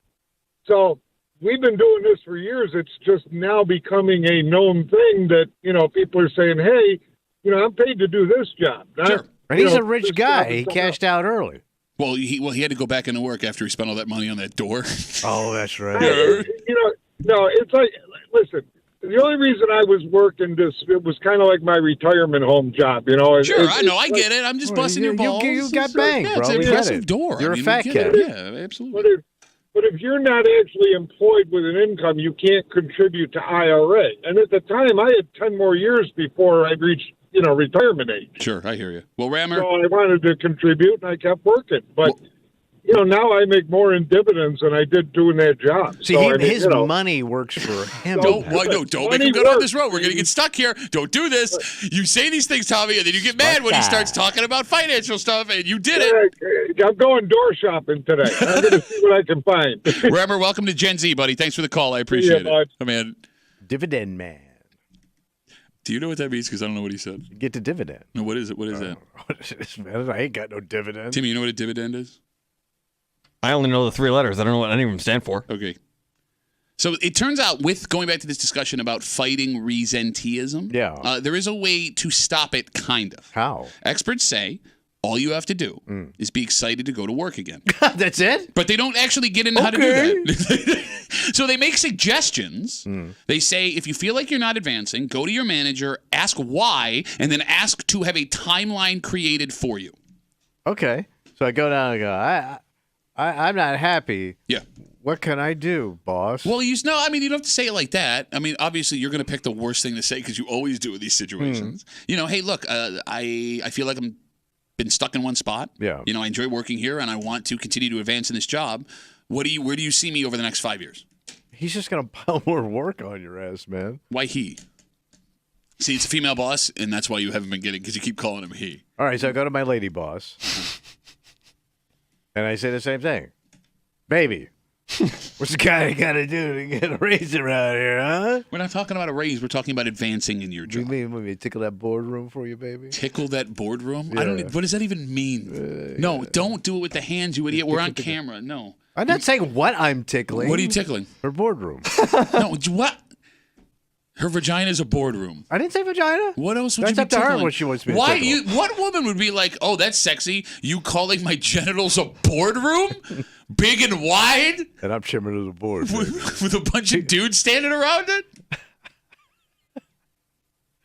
They also say you could go to your boss and ask to learn new skills that could help you at the job. But they're just going to pile more on you, man. And that's the problem, You're right? going to get every sucky job. Cleaning her boardroom. We've already done so many mom jokes. I'm going to pass on that What one. if I got to clean her boardroom? Shut up. There are some places where if you have to learn new skills, you'll just be promoted to a place where those skills help you. Like, okay, Amazon advertises that on commercials. Who knows if it's true? You can work your way up. Wegmans does that. They'll teach you a new skill, and you'll be in a higher paid job based on how long you've been there. But I don't know, man. Like, I'm with you. It sounds logical to just move on if you're burnt out and you don't want to be there anymore. Yeah. But again, what's out there? Mystery. But if you're so eager to accomplish the next job, I always have a feeling you're just going to get more jobs and not get anywhere. Okay. Because there is a school of thought: never be too good at a job you don't want. You're nailing that, right? Look at me, baby. What do you mean by that? Chicken. What do you mean by never be too good at a job you don't want? Because they'll keep you at that job. Okay. Like, you don't want to be too good at a you job mean within that don't company? want. Gotcha. I get what Because if you're you saying. keep nailing it, you think like, well, why am I replacing him? He's killing himself. Yeah. No, I mean, we've seen that study, and we cite it over and over again. It's not the hardest working people on average that get promoted. It's the most well-liked people that get promoted. It's the politician that goes to the top. Yeah. No, you're right about that. But I do want to. I'll wrap it up with this because you said, if you're not enjoying your time at your job, get out and go find something new. And we know 10 men and women who had jobs in this business and they were burnout and they didn't want to do this anymore and they moved on to other places. Yeah. And every single one of them you think is miserable. I think they all went back in. Okay. So that flies exactly in the face of what you just said. But this is a fun job. It can be. What does that mean? No, I don't know. Not having fun? What are you talking about? Not having fun? Oh, well, yeah. No. I'm having a great time. Listen to you and Timmy spurt out sentence fragments for 4 hours. I'm having shackets, chicken.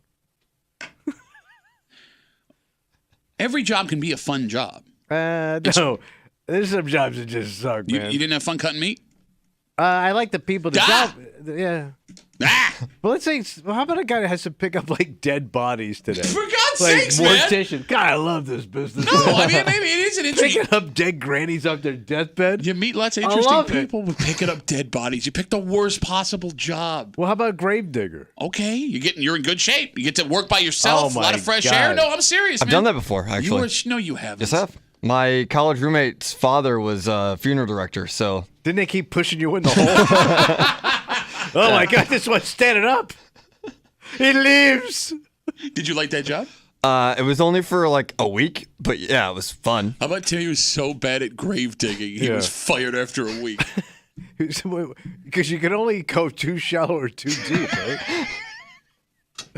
All right, let's take a break. It's Friday. You know what that means? Oh, we're going to creep it out, buddy. That's right. Creep Cap coming at you. And for a business, a restaurant that has been so successful for so many years and has so many diehard fans, the fact that they don't realize they're always too big for their britches when they try to roll out new stuff. Like make sushi? No, it ain't. We're not talking about McDonald's, but that would be. You think that would work, McSushi? Yes. I think if anybody could make sushi work like that, it would be McDonald's. It's not McDonald's. All right. And but you can buy this item that this place. But this is not in their wheelhouse. Not at all. All right. And we'll get into it next here in the break room on 96.5 WCMF.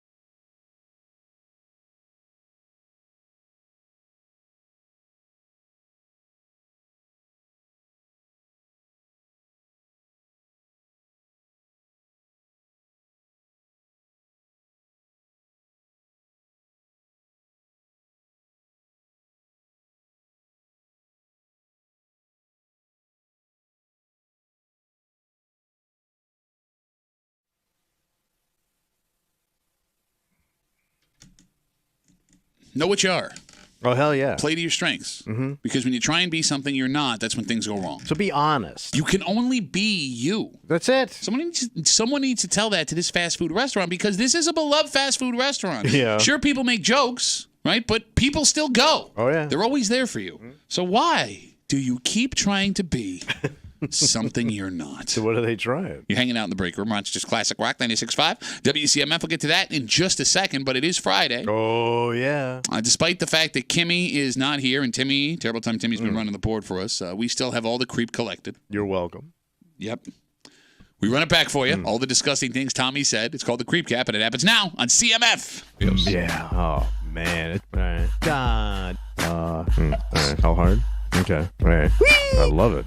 You should avoid eating it if it has a stink to Well, it. if it has or a stink, a bad I don't eat no smell, brown steak. taste. If it stink, I take a pass. I don't eat no brown steak is my favorite Ribs Arkansas song. I don't eat no brown steak. Here, put your finger I on the just button. enjoy the sweet pink. If I even get the hint of a hair in my food, I'm freaking. Some All right. cat pube. The whole cat's pubes, man. Thank you. Okay. They're like one big ass pube cat. Foreign smell. Foreign It's smell not- on my panties. It's not. I don't want foreign panty smell on my American vagina. No, I usually wash everything. American Vagina is my favorite Steppenwolf song. American vagina, I can smell it from here. American vagina smells like your rib. That's what you came up with? Not bad, not hair, bad. Hair would have worked too. That would have fit better. No, because it's stinky. I got it. Horny ass grandpas down on that beach. Okay. Look, man. I can't walk that beach with all these horny grandpas at night. I can't find a place to park to all these horny grandpas. There's got to be 70 Crown Vics in that parking lot. All of them are rocking, so don't bother knocking. 70 Crown Vics and one Vic getting crowned, buddy. Them bandits came all the way from Hong Kong. Hong Kong Panties is my favorite Ted Nugent song. Hong Kong Panties. It's in the manager. It's got a little kiosk. Really? Yeah. What's your certification class called? It's called Old Uncle Captain Tommy's Certified Seamanship Course. From sea to your lips and shining sea. So it goes, Sauce. It goes from the sea to my lips and back to the Yes, sea. that's how it works. Well, the tide goes in and out. You see, it touches your lips, and then it rolls back into the ocean. And it comes in from some mo. And your uncle Captain Tommy. I Well, I'm a captain. I'm a certified Uncle Captain Tommy. No, or it's today's tomorrow. squat day. What's Saturdays today? are push-up days. Squat day's your mom day. I get all my squats. How does sex work for you? I don't think he's ever had it. Pat's mom. It's so good to be a creep. The only show where you can hear the host laugh at himself. It's such a good material. No, you nailed it. It's a break room on CMF. Taco Bell's got an identity problem. What are they doing? Well, like when you Because they nail it, right, with the taco. Thank you, right? It's Taco Bell. You think Yeah. Mexican food, or at least what we think is Mexican Yes. food, right? And for years and years and years, Taco Bell has been massively successful selling the standard Mexican-ish food we know and love. So what are they trying now? Taco Bell is rolling out in certain cities in America chicken nuggets. Oh, why? Great question. Are they going to be like more spicy, like Mexican Yeah, they're style? called more spicy chicken nuggets. Muy spicy? Yeah, you nailed it. Chicken? So they're, I guess they're Chicken? I don't know. What do you call chicken? Churros there? Chorizo? I don't know. No, That's the sauce. the sausage, right? Pollo is the answer. Oh, pollo. Thank you. So, yes, they are, I guess, a Mexican take on chicken nuggets. They're infused with a jalapeno buttermilk marinade coated in crushed up tortilla bits. This is going to crush. No, it won't. It will. It won't, and here's why. Why not? I mean, they're going to have all the good dippings. Nobody's going to Taco Bell for chicken nuggets. No, but it's a side action, right? Okay. As a fat boy, you know Mm-hmm. nuggets is sides. It ain't the main attraction. So you could side nugget. You could go chimichanga, side nugget. Okay, by the way, if we sold a T-shirt that said nuggets is size, we would sell 1 million of those T-shirts. ain't But that's kidding. beside the point. That's beside the point. I think it's going to work. Here's why it's not going to work. Oh, here you go. No, I'm being I'm not. Listen, I eat this food. You don't tell me. Well, no, that's true, but that's not why it's not going to work. Why is that going? For 40 years now, Taco Bell has been trying things that aren't traditional Mexican food that have been failing over and over and over again. In fact, they have a wicked landing strip of just planes that have crashed of things they've tried to do. Oh. For example, they tried the Burgerito, which is basically a hamburger in a burrito. That sounds really good. Failed miserably. They had bacon tacos. The shell was made entirely of bacon. How did that You can't fail with bacon. They failed with it. They had the. Does bacon not work with Mexican food? Is there bacon in that? Now that I think about it, I don't know. Have you? I don't. Is there anything with bacon in it? I don't think there's any Mexican food with bacon. You're right. Taco Bell tried the Chiza. It was a piece of fried chicken like a tostado topped with pizza. That did not work. Well, the pizza Mexican food may not. No, but their Mexican pizza is actually delicious. I love Taco Bell Mexican pizza. Like that's the one thing that isn't like taco-esque that works. They had for years ago. They did a lobster shrimp salad that was disgusting. And that should have worked. You're gonna go to Taco Bell for a shrimp salad? Yeah, good fresh Taco Bell lobster. Ugh. Like they keep trying to do food that isn't Taco Bell food. So they try to do like dessert, right? Yes, they have tried. Well, they right now I think they sell Cinnabon, like little Cinna rolls, and I wouldn't think that would work. Like Cinnabon Mexican. I don't know if it's working. It's relatively new. Remember the old cinnamon twists? I love those, man. Which didn't make any sense to me either. What, the cinnamon twists? That's almost like a breakfast food along with my taco. No, but it was good. I just want to because there's really no typical Mexican breakfast food. Eggs and chorizo. I don't know. That sounds like something we do here. That sounds like something a fat Texican came up with. Texican? Yeah. Yes, that sounds like a Texican meal. Okay, I love how you're trying to play it off like that's a real thing and not that you didn't stumble over the word Texan while you've been saying Mexican. I think that's the thing. Okay. You could be a Texican. Timmy, could you Google what traditional Mexican breakfast looks like? There ain't, bro. You were talking about dessert. Mm-hmm. They also made what's called the chocodilla, which was Kit Kats melted inside a quesadilla. That sounds like a sex move. Chocodilla? Well, I gave it a big chocodilla. 252-WCMF, 252-9263. And these aren't the... I mean, I can keep going down this list. Well, at least you're trying, I guess. Pete is on CMF. Hey, I'm sorry, Chris. Chris. Go ahead, buddy. How you doing, guys? For a while, they had chicken wings. When did they have chicken wings? Tried that. Talk about chicken wings. They did, and they were awful, but they sold. Yeah, a couple years ago. But people said of them they sold, but yeah, I heard they were disgusting. Like, why would you go to Taco Bell for? But that's just it. Like, as we talk about the things, Chris, your phone's killing me, buddy, but thanks for the call. I appreciate it. Like, there are things I want to go to Taco Bell for. Standard Taco Bell things, standard right? Mexican food. Yeah. Exactly. Why would I want to go to Taco Bell for wings? Why would I want to go to Taco Bell for chicken nuggets? Why would I want to go to Taco Bell? How about this? I'm looking at the chicken biscuit taco, which is just a biscuit in the shape of a taco shell with chicken in the middle of it. Right? Like, I don't get it. The waffle taco, which is just a waffle. That sounds like it would work. It's a waffle, sausage, and egg. But that's a breakfast sandwich at every other place. So that was their breakfast move? That was one of their breakfast moves. That failed miserably. Although I don't know why the Doritos Locos Tacos, that still works, right? They still sell those? Yeah.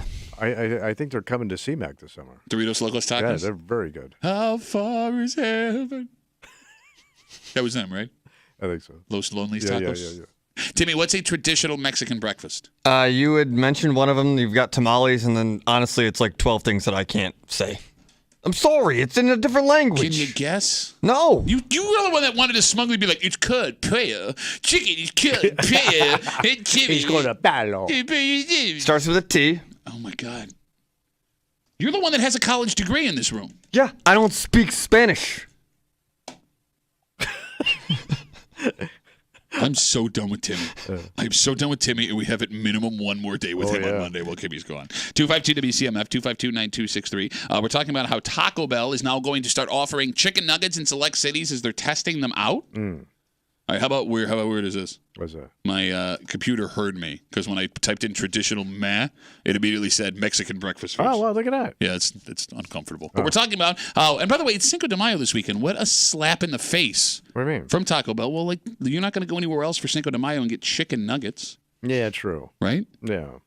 By the way, all of these things, I can't trust any of them. All right, do you think Amigo Foods is a reputable website? It sounds like a food distributor. Okay, but it also sounds like what some, like, 28-year-old white woman who has a blog thinks a Mexican website would sound like. You know what I'm saying? Yeah. Okay, so we got tamales here. I'm looking, this looks really good. How do you say it? What do you got? Oh, now I have to subscribe? Get the F out of here. Why is it so hard to find out what Mexican people eat for breakfast? Are there no Mexican people listening to our show?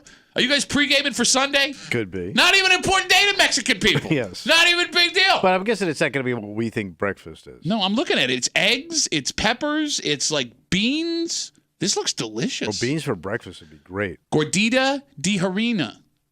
It's a... Didn't we open for her? Chilaquiles. What the hell is that? It looks like eggs over what? So they're big with the egg. Yeah. All right. So well, yeah, they have Mexican- chickens down in Mexico. I didn't think they were big with the fried egg for breakfast. What? Well, they're scrambled. And again, I don't even know if this is authentic stuff, but it all looks phenomenal. All right. So it's like their frittata. Mexican oatmeal. Oh, that was easy to say. That might be spicy. It just looks like it's got bananas and peaches in it. Oh, so this is oatmeal. Well, but you're just eating oatmeal in Mexico. Don't make it Mexican oatmeal. Okay, can I ask? This morning I had some New York coffee. Delicious. Can I? I've never had a tamale before. Yes. What's in a tamale? So it's kind of like a monogot almost when I had it. Okay. It was like a tube filled with like meat and cheese and stuff. No kidding. You know where I had it? Where'd you have it? Kano's house. His wife was a phenomenal Mexican cook. Was she Mexican? I don't know. That didn't come up while she was making you Mexican food inside She Kano's did call house? him El Cano. And he does have cowboy boots. Right. So I think she was. I think she was Spanish. Okay. And I don't know if it was the second wife or the chicken. I don't know. None of that had to be said out loud. I don't know if it was his wife, pre-wife, new. How do you always manage to say? Like, I'm not saying to say disparaging. No, I know you're not. But like you could have stopped. You could have stopped talking, and you could have made it not awkward. But they were delicious. And they were rolled in a corn husk. Yeah, that's what I'm saying. Do I eat the husk or do I take the husk off? The husk just kind of holds it together, and that corn flavor gets into it. I'm really glad. glad. Man, they are phenomenal. I'm really glad I asked that because I would have eaten it with the husk on, and it would look like no, an you idiot. wouldn't. No, I would have. Bro, you ain't chucking down no corn husk. Well, I would have tried to. If you can chuck down a corn husk, you can get a job out front on Saturday night. Got it. Get We all all the got husk. it. You'll be Nebraska's newest corn husker. I'm a New York Husker. Buster. The fact that his rhymes don't work anymore means it's time to come back, wrap it up, tell you what we're doing tomorrow. Excuse me, Monday, next to the break room on CMF.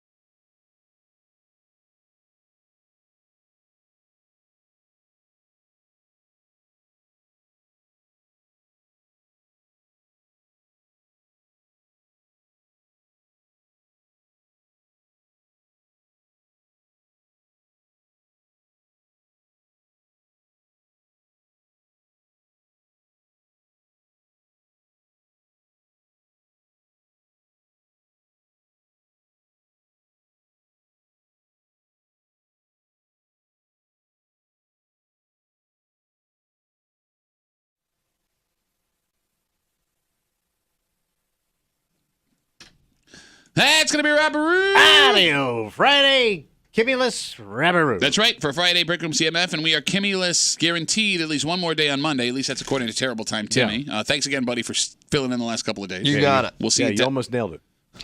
Trying. My hardest. Don't give the kid false hope. We will be back here Monday morning, so we know definitely Kimmy will not be here Monday. Yeah. We do not know about Tuesday because Timmy's on Timmy Watch, which is the least popular Netflix series. Yes. Yeah. All right, so we will be back here, the boys' crew, to try it one more time.